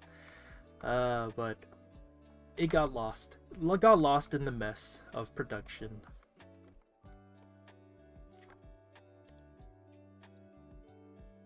I think it was confirmed at one point that they scratched it because people were guessing it and they didn't like it. Yeah, I hate it. Oh my gosh, I hate it when people do that. They did that for Westworld too. Westworld, I remember hearing there was some people were saying that the creators and writers of Westworld changed the ending because people guessed what it was, and I was like, why? Don't do that. Why do that?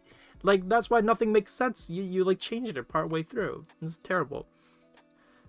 I think Korra had a weird structure. Why the group in Korra is less developed than in N.E.R.D. Yeah, I think that's unfortunately the problem of, I think, production mismanagement on Nickelodeon and the writers end, maybe. I don't know. And that love triangle, yeah, really does not help. Where is it? I think somewhere someone was saying that they think Aang's relationship was originally with Toph. That's kind of interesting. I've never thought of that. I feel like that is a very unlikely combo that I've never seen that take on. Are not good at love relationship, but they are good at conveying genuine feelings. So you can kind of, yeah, I guess so. Yeah, I think that's why it worked for Avatar, but I don't think it worked so well for Korra because of, like, unfortunately the less episodes, the shorter time run, and the messiness of just the story structure that they had. When I was younger, I thought he would end up with Toph. That is so interesting. I didn't. I guess I can kind of see it. I don't know. Korra could have been much better than Alana, but they blew it up each time. I really felt like it was more removed writing team each season. Yeah, that's true. Try why focus on Bullet. Varric, yeah, Varric. That's the science guy. Oh my gosh, Murder Drones. I was, who is this? Some student brought to my attention Murder Drones, and I was like, what is this? That was my first time ever getting introduced to the world of YouTube animation kind of world, I guess, because I was like, wait, this is like a thing? I've never heard of this before. I feel like it's more of like just outside of my age age range, maybe. But no, I've not heard of it. Yeah, so I mean, it's a very easy statement to make, obviously. It's just like, oh, Korra could have been better than Avatar. Yeah, of course, like anything could have been better. But I think the reason why I say that is because a lot of people dismiss Korra and don't bother watching it because they watch maybe a bit of it and just instantly go like, this sucks. Korra is terrible. It's so much worse than Avatar. It's like, yeah, it is. But I think it kind of, I don't like that Korra gets shot down like immediately as a show. And I think giving it a little bit of a benefit of the doubt is nice. It's like, it'd be good. But they scried, people guessed it. It was confirmed. Oh, really? Oh, interesting. But at the same time, the whole thing with Aang made me feel weird. Oh, interesting. I cannot see Aang with Toph. That is a very strange combination of characters, I guess you could say. I don't know. I don't know how I feel about that. That would be weird. Yeah, that's so strange. I've never heard of that confirmation. So that's weird. That is bizarre.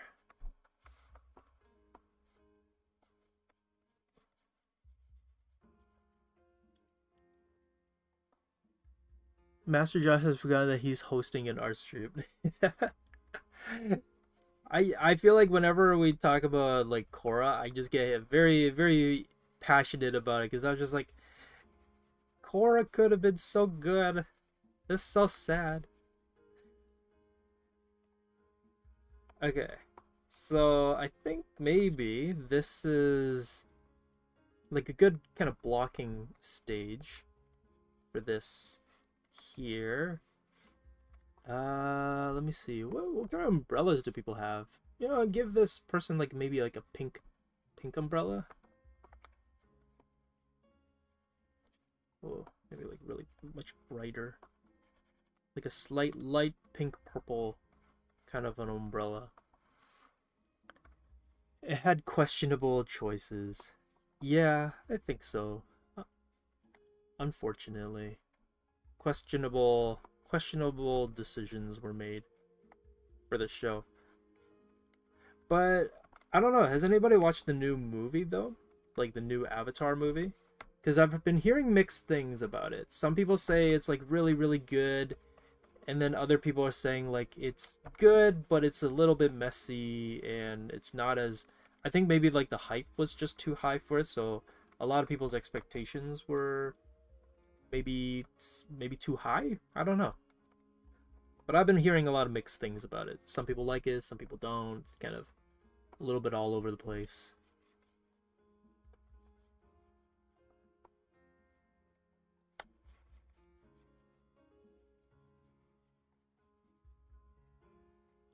I've seen the movie. Oh, cool. When you're shading, should the darker side be really dark or only a little bit dark? Should the darker side be really dark or a little bit dark? It that kind of depends on the lighting. So if the light source is like right up close to the object, then yeah, there's gonna be a really sharp kind of transition from light to dark. But if it's a really kind of if it's a very, I don't know, if it's like a very general cast lighting, like the sun, for example, is a very general cast lighting, then we would actually get, it'll be actually fairly subtle.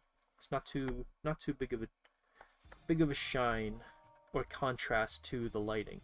So everything's all like, I think maybe the best way to start thinking about painting and art sometimes is to not to think of it in absolutes, but to start trying to think about in scenarios. Try to think in kind of every case-by-case context, because every scenario, every kind of lighting scheme is always going to be slightly different. So once you start thinking less in like, oh, things are always dark, or when things are really dark like this, then it's really bright in this area. But if you don't think necessarily like that, think more as like, oh, because this is really dark, it is really dark because of the light over here. And it's like, oh, and because this is, you know, the color of the object is like this, then the color of that is going to be like this. So once you start thinking more in like subtleties, like, oh, because of these combination of objects, then we get things to look like this over here. And I think it'll make your observations and your understanding of how to paint things much more in depth, I guess you could say. Yeah. I don't know if anyone's watched Galactic Football, but it has never gone season 3 got a massive cliffhanger. Oh, I've never watched it. It was definitely not a disappointment, and I wish it were longer. Oh, okay, cool. I'm planning on watching it, just haven't decided when to watch it. Message crosses wires. Wait, what? Don't guess defending Scott Pilgrim. Defending Scott Pilgrim? What? I don't think I have to defend Scott Pilgrim. I think like generally people quite like it. Scott Pilgrim. It's more like the movies versus the comic books. I have more of an opinion on the like that than about like defending it. I think. Okay, I think that's most of it. So I'm gonna take away the drawing because I think I can get away with just the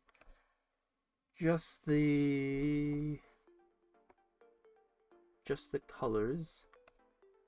Okay, maybe the clouds can go in a little bit more. Actually, we'll go with like a blue clouds.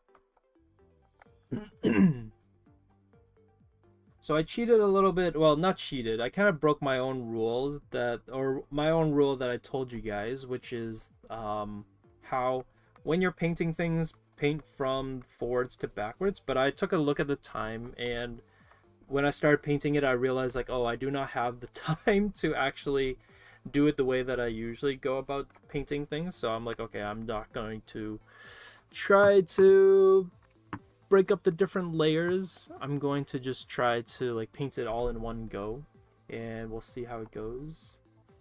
And yeah,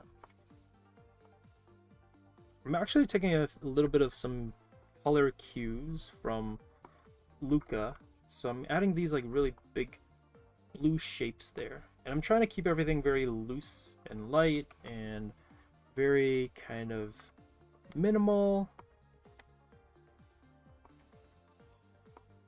And mostly I really want to separate the lighthouse from the clouds, so that's why I'm checking out these like more these bluer clouds. Also, I'm gonna paint maybe the tops in like an orangey yellow color, just so that it kind of feels like it's hit with sunlight a little bit more on the left, with a little bit of like the blue for like the shadows.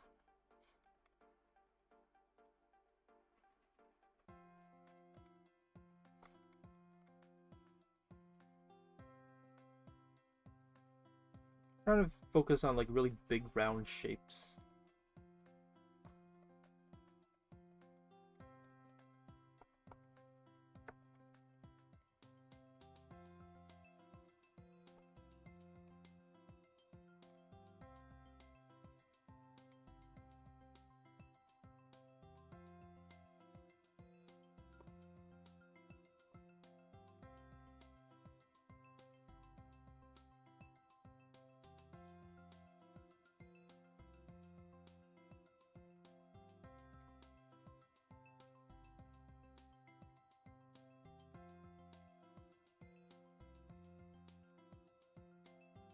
So typically I would have the sky be on a different kind of layer, like it would be its own back layer, and the water would be its own layer, but due to kind of just time and how little we have left, I'm just gonna keep everything on one layer so it's easier to track where things are. But I'm still using just one brush to kind of quickly lay things in. And I want to make sure there's just like little bits of highlights and bright spots here and there, just so, you know, the highlights and the colors still pop. Because I think that's the one thing that I've kind of learned while doing some like environmental painting sometimes, is just like having the little pops of color is always nice.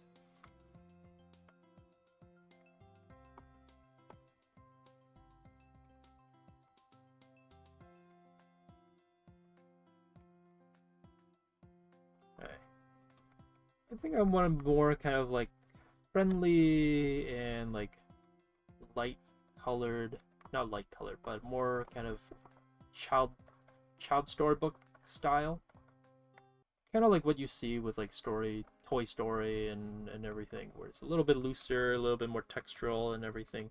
Everything's more built on shapes and forms rather than like tiny details.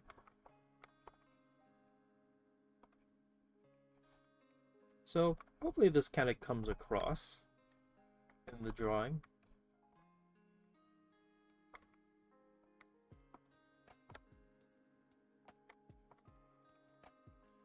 Maybe a little bit wider over there. Looks pretty good.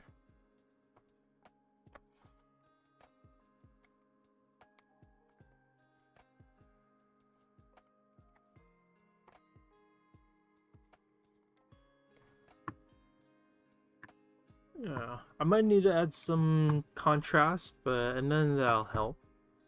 I struggle with drawing silhouettes and then they turn out like random smudges. Or soft painterly blending smooth transitions. I always like to start off with big kind of more cell shaded shapes. I think that like when you start with kind of simpler, blockier shapes, it's easier to then build into softer kind of gradations. So if you do plan on having some gradations and whatnot, I think it kind of works better when it works better when you have like the idea of where things should go. So for example, if you know that like, oh, the shadow is hitting here for like the fences and everything, then treat it as like a simple kind of shape. Treat it as a simple block, and then once you have the shape there, then you can go in and start blending things together. So I think it's usually, people tend to do it a bit backwards, where they try to blend everything in first, when I think that what that ends up doing is it makes everything feel like very soft and smudgy. But if you start with very simple shapes and kind of block in the forms first and then you blend it in, then you can be a bit more confident with where things should go. So same thing with like the clouds. You'll notice that they're all kind of just blocky shapes, or not blocky, but they're all just like flat, round, fluffy forms. I'm not intentionally trying to blend. I'm actually just kind of painting in rough forms here and there, and then after that I then blend them in just like a little bit, not too much, but just enough, a little bit here and there. But I'm trying to get these like big shapes in.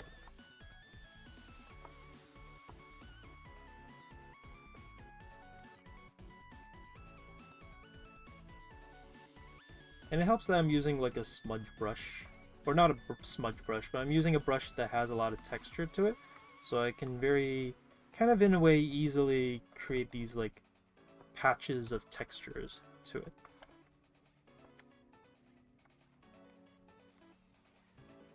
Ooh. Let's put in some shadows behind these rocks. Let's put in some light for these stones here as well.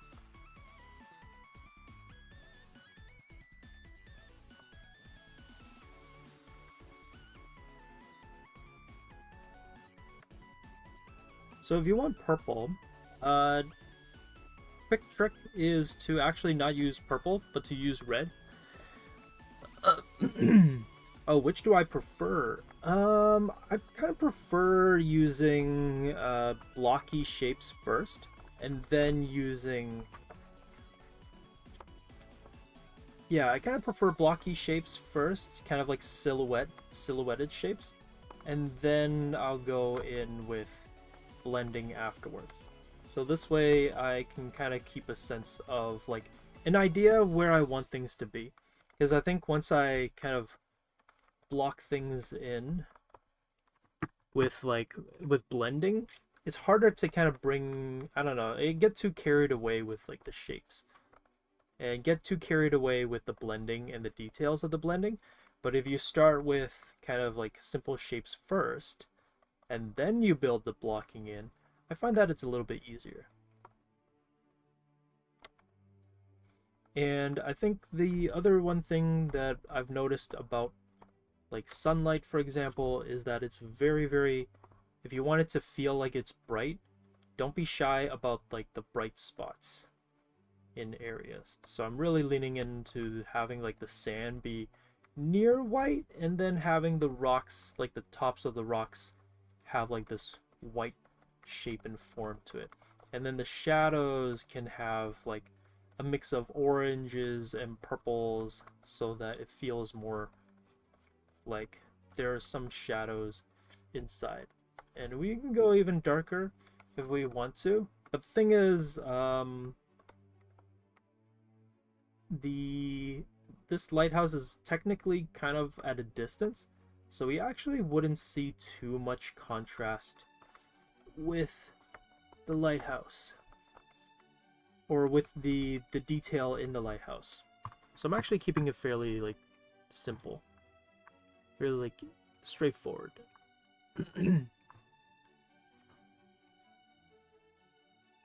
So yeah, keep things straightforward. Try to keep things very like blocky and simple in shape first, and then over time add in the details, add in like the different forms and shapes there.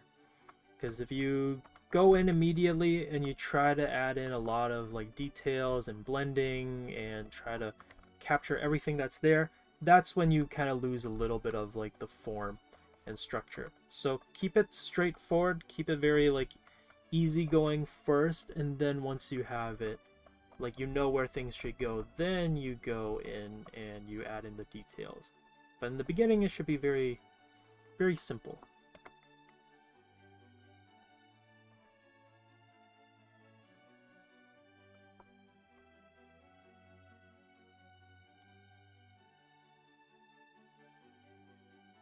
Go.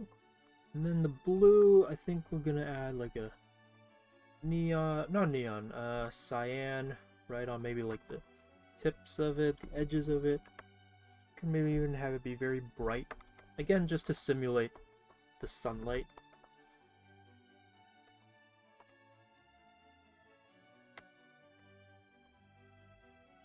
Having that little bit of a turquoise blue hit the top. Treated a bit like a highlight. Makes it, I think, helps with it a little bit. We can even bring in a little bit of like yellow tinge to it to really bring home that that aspect of like sunlight hitting it. Oh, and then we need a bit of this like shadow, maybe cast shadow underneath. Maybe we'll go more into like purple. Maybe a little lighter.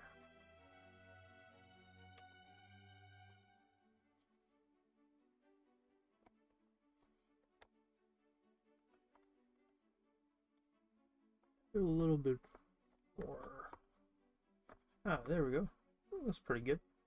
And if you want to make it seem like it's really cast in shadow, what you do is you get a bit of that orange and make it a very bright orange, and you just have it right on the corner of the shadow. Right on, not the corner, right at the edge of the shadow. So I'm going to take this one and I'm just going to have it kind of hit the side of the house here. And then again, same thing, like orange. And then right at the corner, or at the bottom of the shadow, you give it a little bit of light. That orange highlight.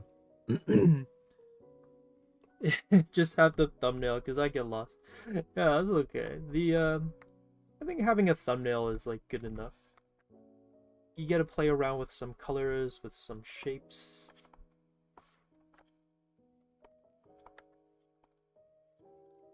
Just I think the thing that I've learned with painting, especially sunny environments, is like lean into the light. It sounds really kind of like obvious. It's like, oh, lean into the light. Okay, that sounds very straightforward and kind of common sense, like obvious. And it's like, but here's the thing. I feel like sometimes when we paint, we feel like we need to be very hesitant with our shapes. And so what ends up happening is that things that should be bright, like the sun, and like sunlight, like the rocks that should be getting that sunlight, that bright, almost like near white light, is like we get really shy with it, and it's like, we shouldn't put too much color onto it. It should be like, it's too bright. But then it doesn't feel bright anymore because you kind of skimped out on the lighting of it. So kind of lean into the light. Lean into the brightness of like the shapes that you're painting. Don't be shy to be very saturated, especially with the sunlight. If you're going to be painting like a sunlight environment, it's good to have a bit of that it's good to have a bit of that contrast.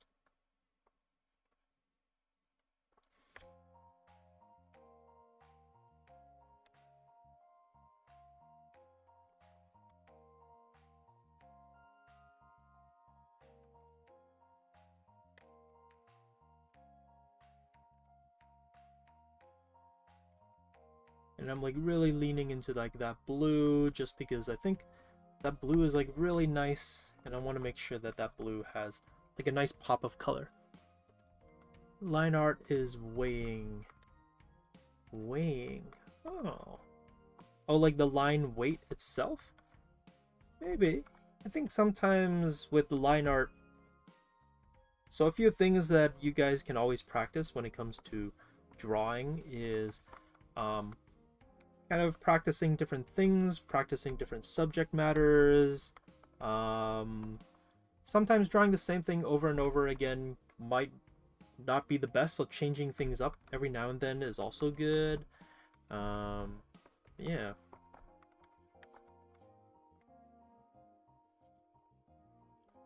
I think I'm gonna paint in some patches for the fence, so it's a little bit darker for the fence, but then I'm gonna give it a bit of highlights here and there on the fence. So again, it feels like it's catching a bit of those sunlight areas on it, just a bit. And I'm doing this all in one brush, by the way, so I think someone asked like, oh, what kind of brush do you use? And like for environmental paintings, I tend to use just one very big grand brush to cover everything.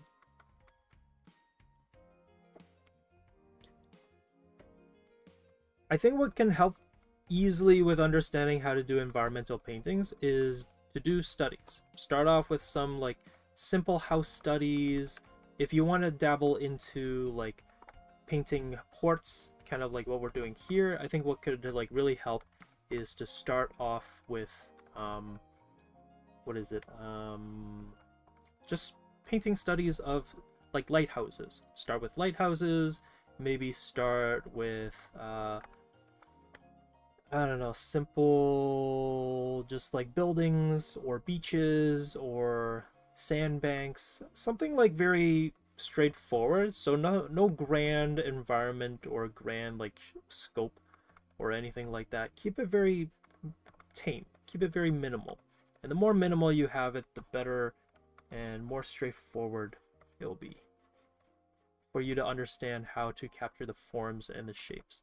Because I think the hardest part is kind of just putting it out there, just kind of go like, okay, let me just paint the shapes. But what ends up happening is like you try to paint the shapes and then it's just too much to handle. So start simple, start with something that's more manageable. So if you just want to paint the water and the beach, just paint the water and the beach.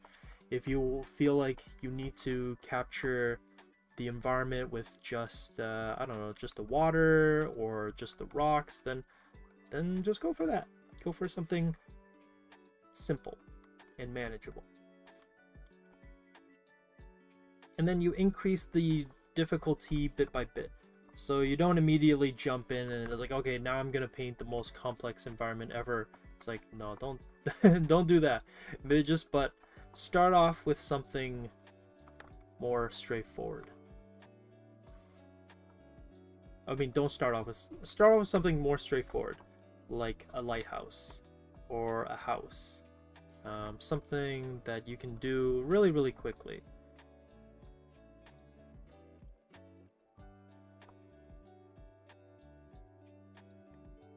And I think I'm gonna just paint. Yeah, I'm gonna paint this person. Just I don't know. Actually.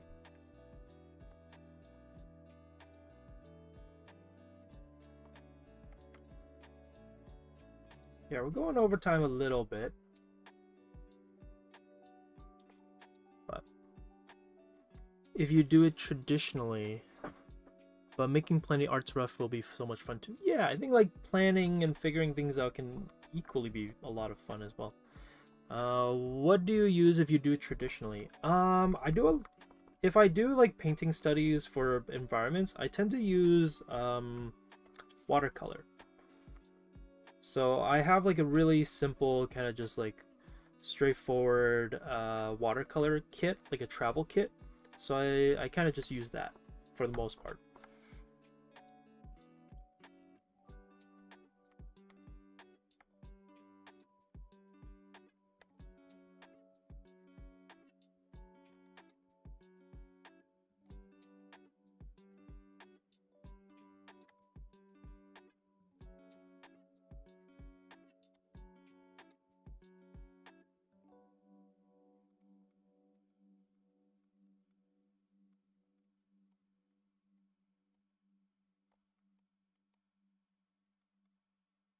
Yeah, I have like a small, simple watercolor kit, and I also have a very small um, sketchbook that I will try to use every now and then.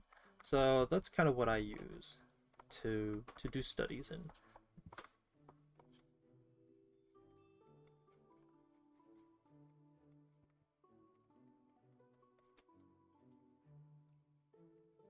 Maybe not.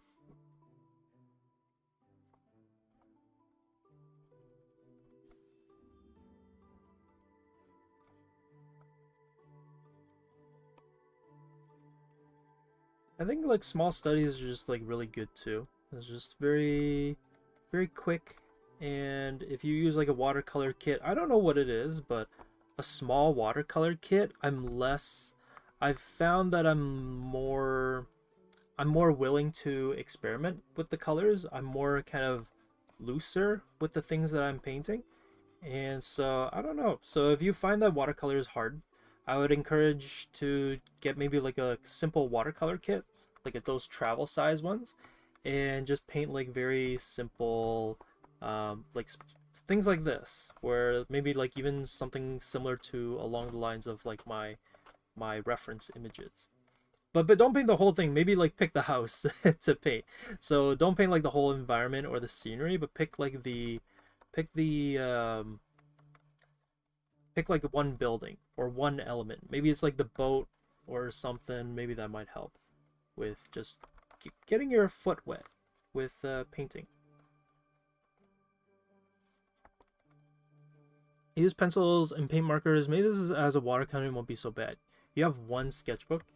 One, no, that I guess I do. No, well, do I? I have like a one really, really small moleskin travel size sketchbook, but that one kind of stinks, so I don't really use it. I have another one that is, oh, I forgot what the brand is, but that one's a bit better, so I usually use that one a bit more. Um, but yeah, I have like a moleskin watercolor sketchbook. That one sucks. I do not recommend it. Moleskin makes good sketchbooks, but watercolor travel sketchbooks, not so much. Those ones stink. I do not recommend that one. It was terrible. I like used it and I'm like, nope, this one is not gonna last long. So yeah.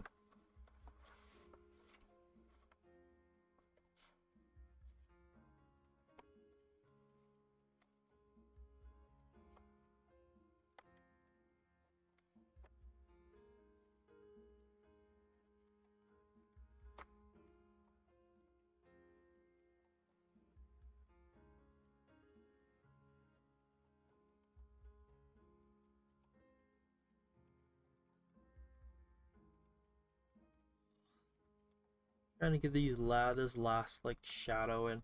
Okay, I think this is pretty good. I'm gonna add maybe just a little bit of the reflection.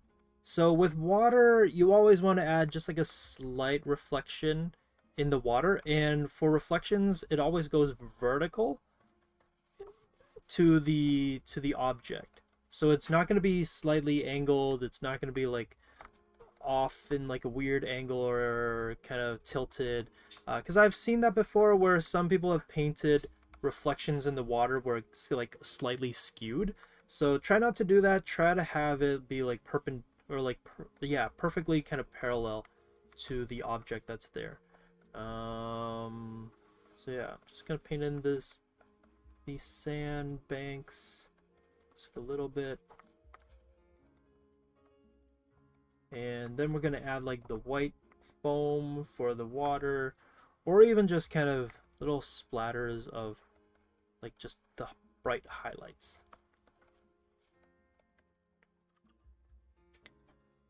This is bad. I'm really bad at using marks. I use watercolors and oil paints, which unfortunately does not help with Krita. I don't know. I'm just dumb. Oh no, it's okay. Different mediums, I think, well, I guess challenge. Yeah, it challenges your observations and application skills in different ways. So just because you kind of struggle with Krita, but like watercolor feels a little bit more natural, then that's totally fine. That's kind of part of the painting process anyways. It's part of kind of trying out different mediums and kind of realizing like the pros and cons and also the different kind of strengths that come with different mediums as well. I don't think one medium is not better than the other, so it's more just kind of understanding how a medium works and using it to its advantage. Yeah.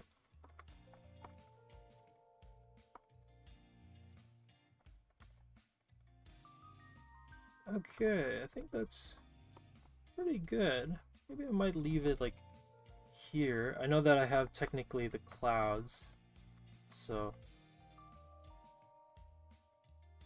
maybe I'll paint some of the clouds in. Hey, there we go. It seems like the bank gets a little bit darker because it gets wet from the water coming in. So I'll put that here.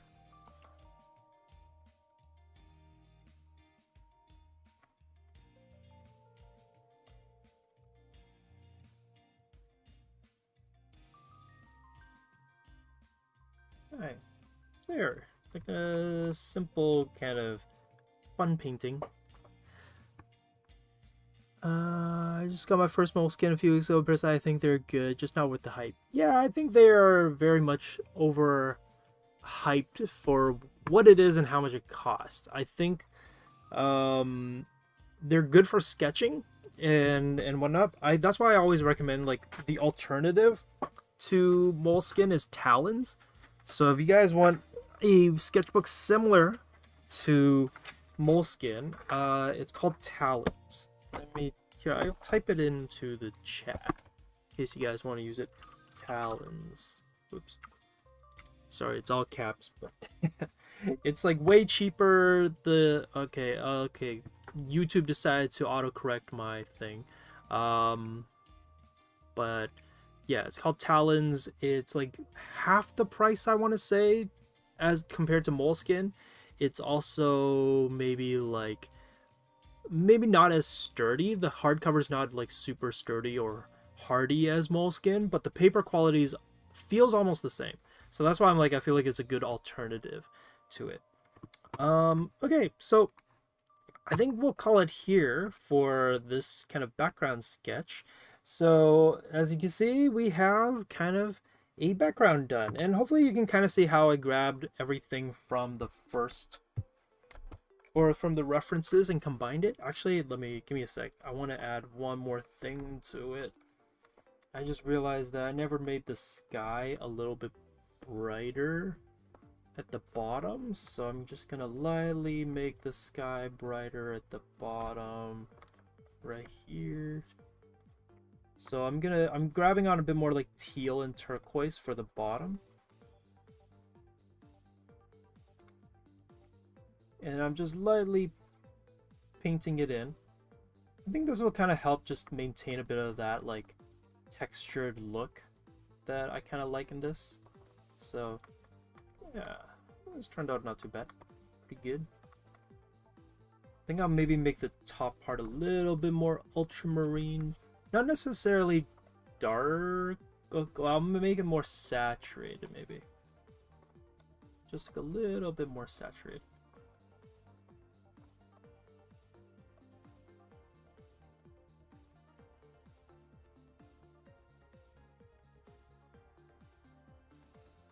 There we go.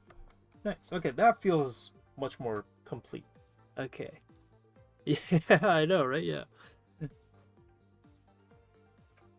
Yeah, so, okay, so a little going back into kind of what the plan was here. So, kind of wrote down a little bit of a recap as to how we got here. Kind of figured out the direction and the plan for what we're going to do for this piece.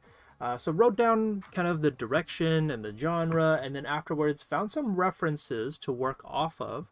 Then we did some thumbnails and some rough planning to get a feel for what it would like, or what it would be like to paint a background. So you can see here, it's like kept very minimal, it's very rough, it's very kind of sketchy in a sense. Even though I'm painting it, I'm going to use the word sketchy to just imply how messy or kind of how unrefined it is.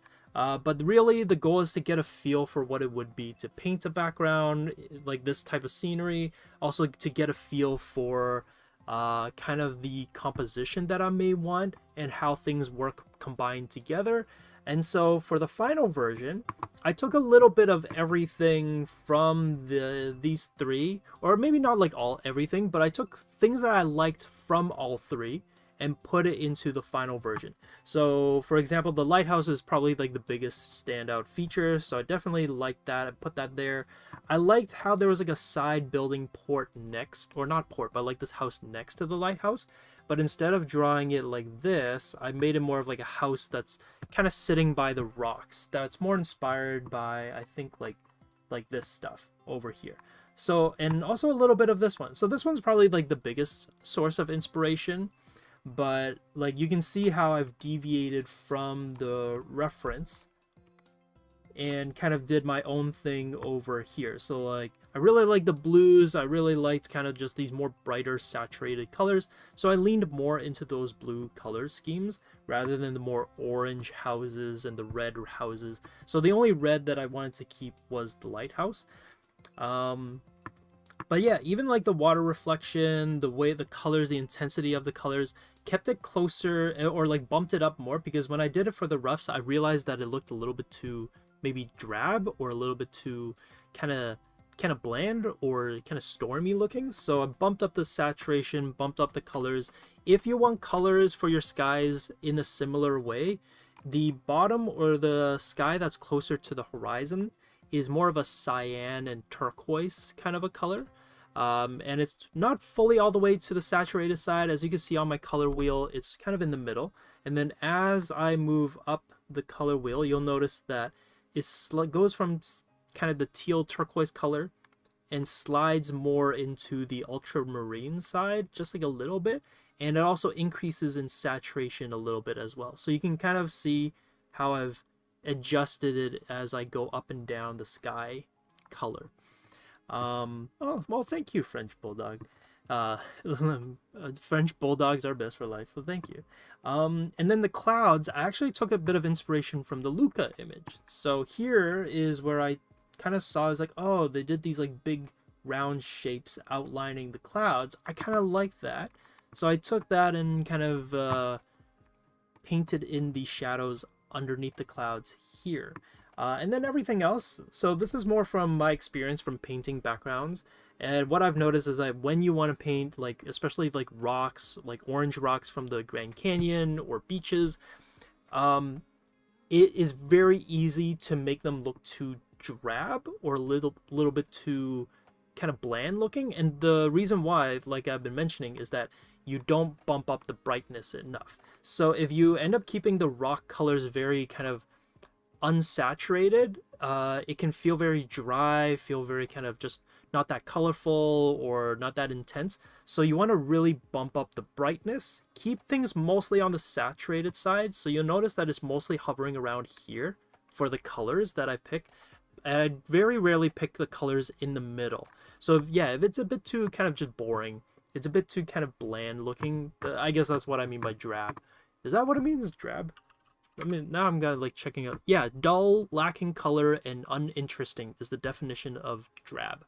So that's why for like especially the rocks and the beaches, you'll notice that in order to capture the intensity of the sunlight and kind of just the warmth of the sun and the warmth in the sand, you want to avoid colors that are too desaturated unless it's in the shadow. So these colors here, because it's meant to be cast kind of like facing away from the sun, that's when I use a more desaturated colors. I'm using like purples, and the purples are actually not purple. They're actually just magenta and red, but desaturated, so it feels like purple.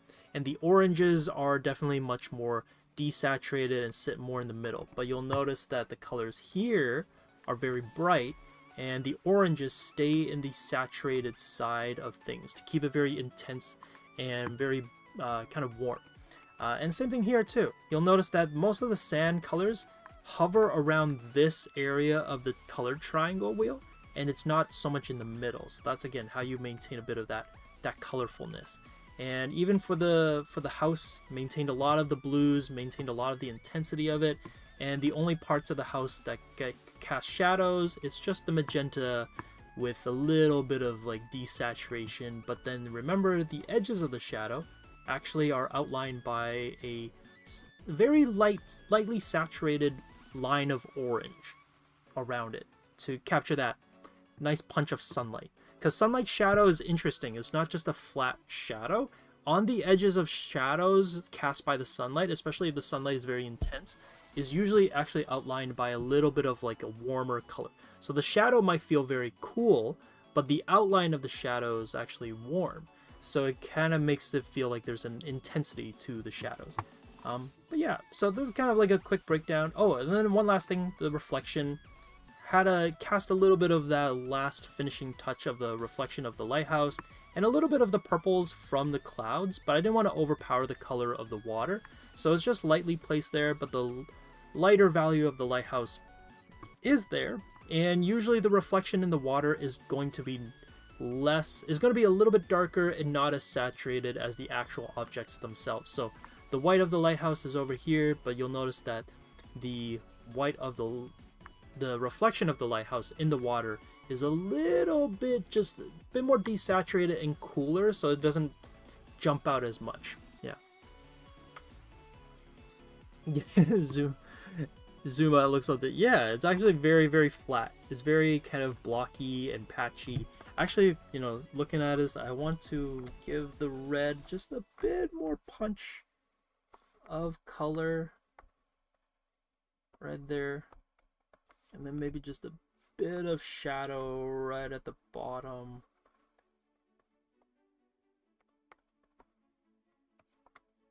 Okay, nice.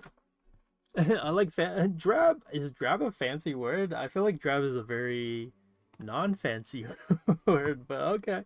But yeah, that's kind of it, I think, for this. Yeah, I really liked how this turned out. Pretty cool. I like this more whimsical painting style as well. I like painting backgrounds sometimes in this way, so I feel like this hopefully maybe also encourages you that, you know, painting environments, they don't have to be pristine and super clean. They can have a painterly texture to them, which makes it a little bit more fun, but maybe a bit more whimsical. And yeah, so I think that's it. So I'll leave this up here for you guys to look at while I say the closing statements. And yeah, thank you everybody for joining the stream. If you guys enjoyed the stream, definitely be sure to drop a like and subscribe so that you know when we go live next and what topics we're going to be streaming for the next time. And yeah, definitely also ring that notification bell so that you know when we're about to go live and when the voting polls also go up as well. So yeah, if this is your first time joining us, welcome. Unfortunately, the stream has come to an end, but no worries, the recording will go up as a VOD afterwards. My name is Josh, and I am the host for today's stream. I hope you guys really enjoyed it. And if this is your first time hearing about us, we are Winged Canvas. We're a YouTube channel that offers free arts education for you guys to have easy access to. But we're also an online school where you can learn more technical skills and also get direct feedback from us instructors. So if you want to check out our classes and our offerings, definitely do so. All our information is on the website. So if you want that one-to-one feedback, if you want that more direct and kind of, yeah, the more direct kind of approach to teaching and art, then yeah, check out our website. And if you want to support us, you can also check us out on Patreon, where we offer perks such as monthly live class recordings and emotes and badges, and also members only chat and critique. And if you want to follow us further, you can check us out on Instagram and Discord. Discord is probably the best place to keep up to date as to what we do and what we're doing, because all of our announcements, all of the challenge announcements and the notes and the drawings always go there first, and then afterwards on social media, on Instagram, we share the demos, but the demos only. So if you want the notes and the breakdowns, those are all posted onto Discord, and the demos themselves get posted onto Instagram. So yeah, follow us there. And for the next stream, which is actually me again, so I mentioned this at the beginning, that we're having a back-to-back moment of streams. or at least for me. So Monday, August 3rd, which is tomorrow, I'm going to teach you guys how to do a 1-point perspective background. It says epic background, so we're going to do an epic background, whatever that means. I'm going to be posting a poll shortly after the stream ends, so you guys can vote for what we're going to do. And then on August 8th, which is next Saturday, I'm going to be teaching you guys how to choose colors for your backgrounds. I feel like I went into it a little bit here, but I guess we'll dive into it a little bit more. And then on August 10th, we're going to be doing 2-point perspective and drawing interiors. So yeah, if you guys, any of these sound interesting to you, or you just have been wanting to update and improve your background drawing skills, definitely check out these live streams. You can draw along with us and even share them onto Discord afterwards if you'd like. But yeah, it was really fun drawing with all of you guys, getting to chat about like very random things and also talking about inventing about Legend of Korra. Hope you guys had fun with this, and again, if you missed it, no worries, the VOD will be going up soon so you can draw along with us next time. But yeah, thank you so much, Josh. Oh, no worries, French Bulldog. I feel like I'm just calling you French Bulldog, but your full name is like French Bulldogs are best for life. And Kelzoon, our time is always a joy. Thank you so much. And yeah, thank you, Kelzoon. Thank you also everybody else for joining. Hopefully I'll catch you guys next time. So yeah, have a good rest of your Sunday. And I'll see you hopefully tomorrow for live streams on our Monday stream at 12 p.m. Eastern time, by the way. So see you guys then. Bye bye.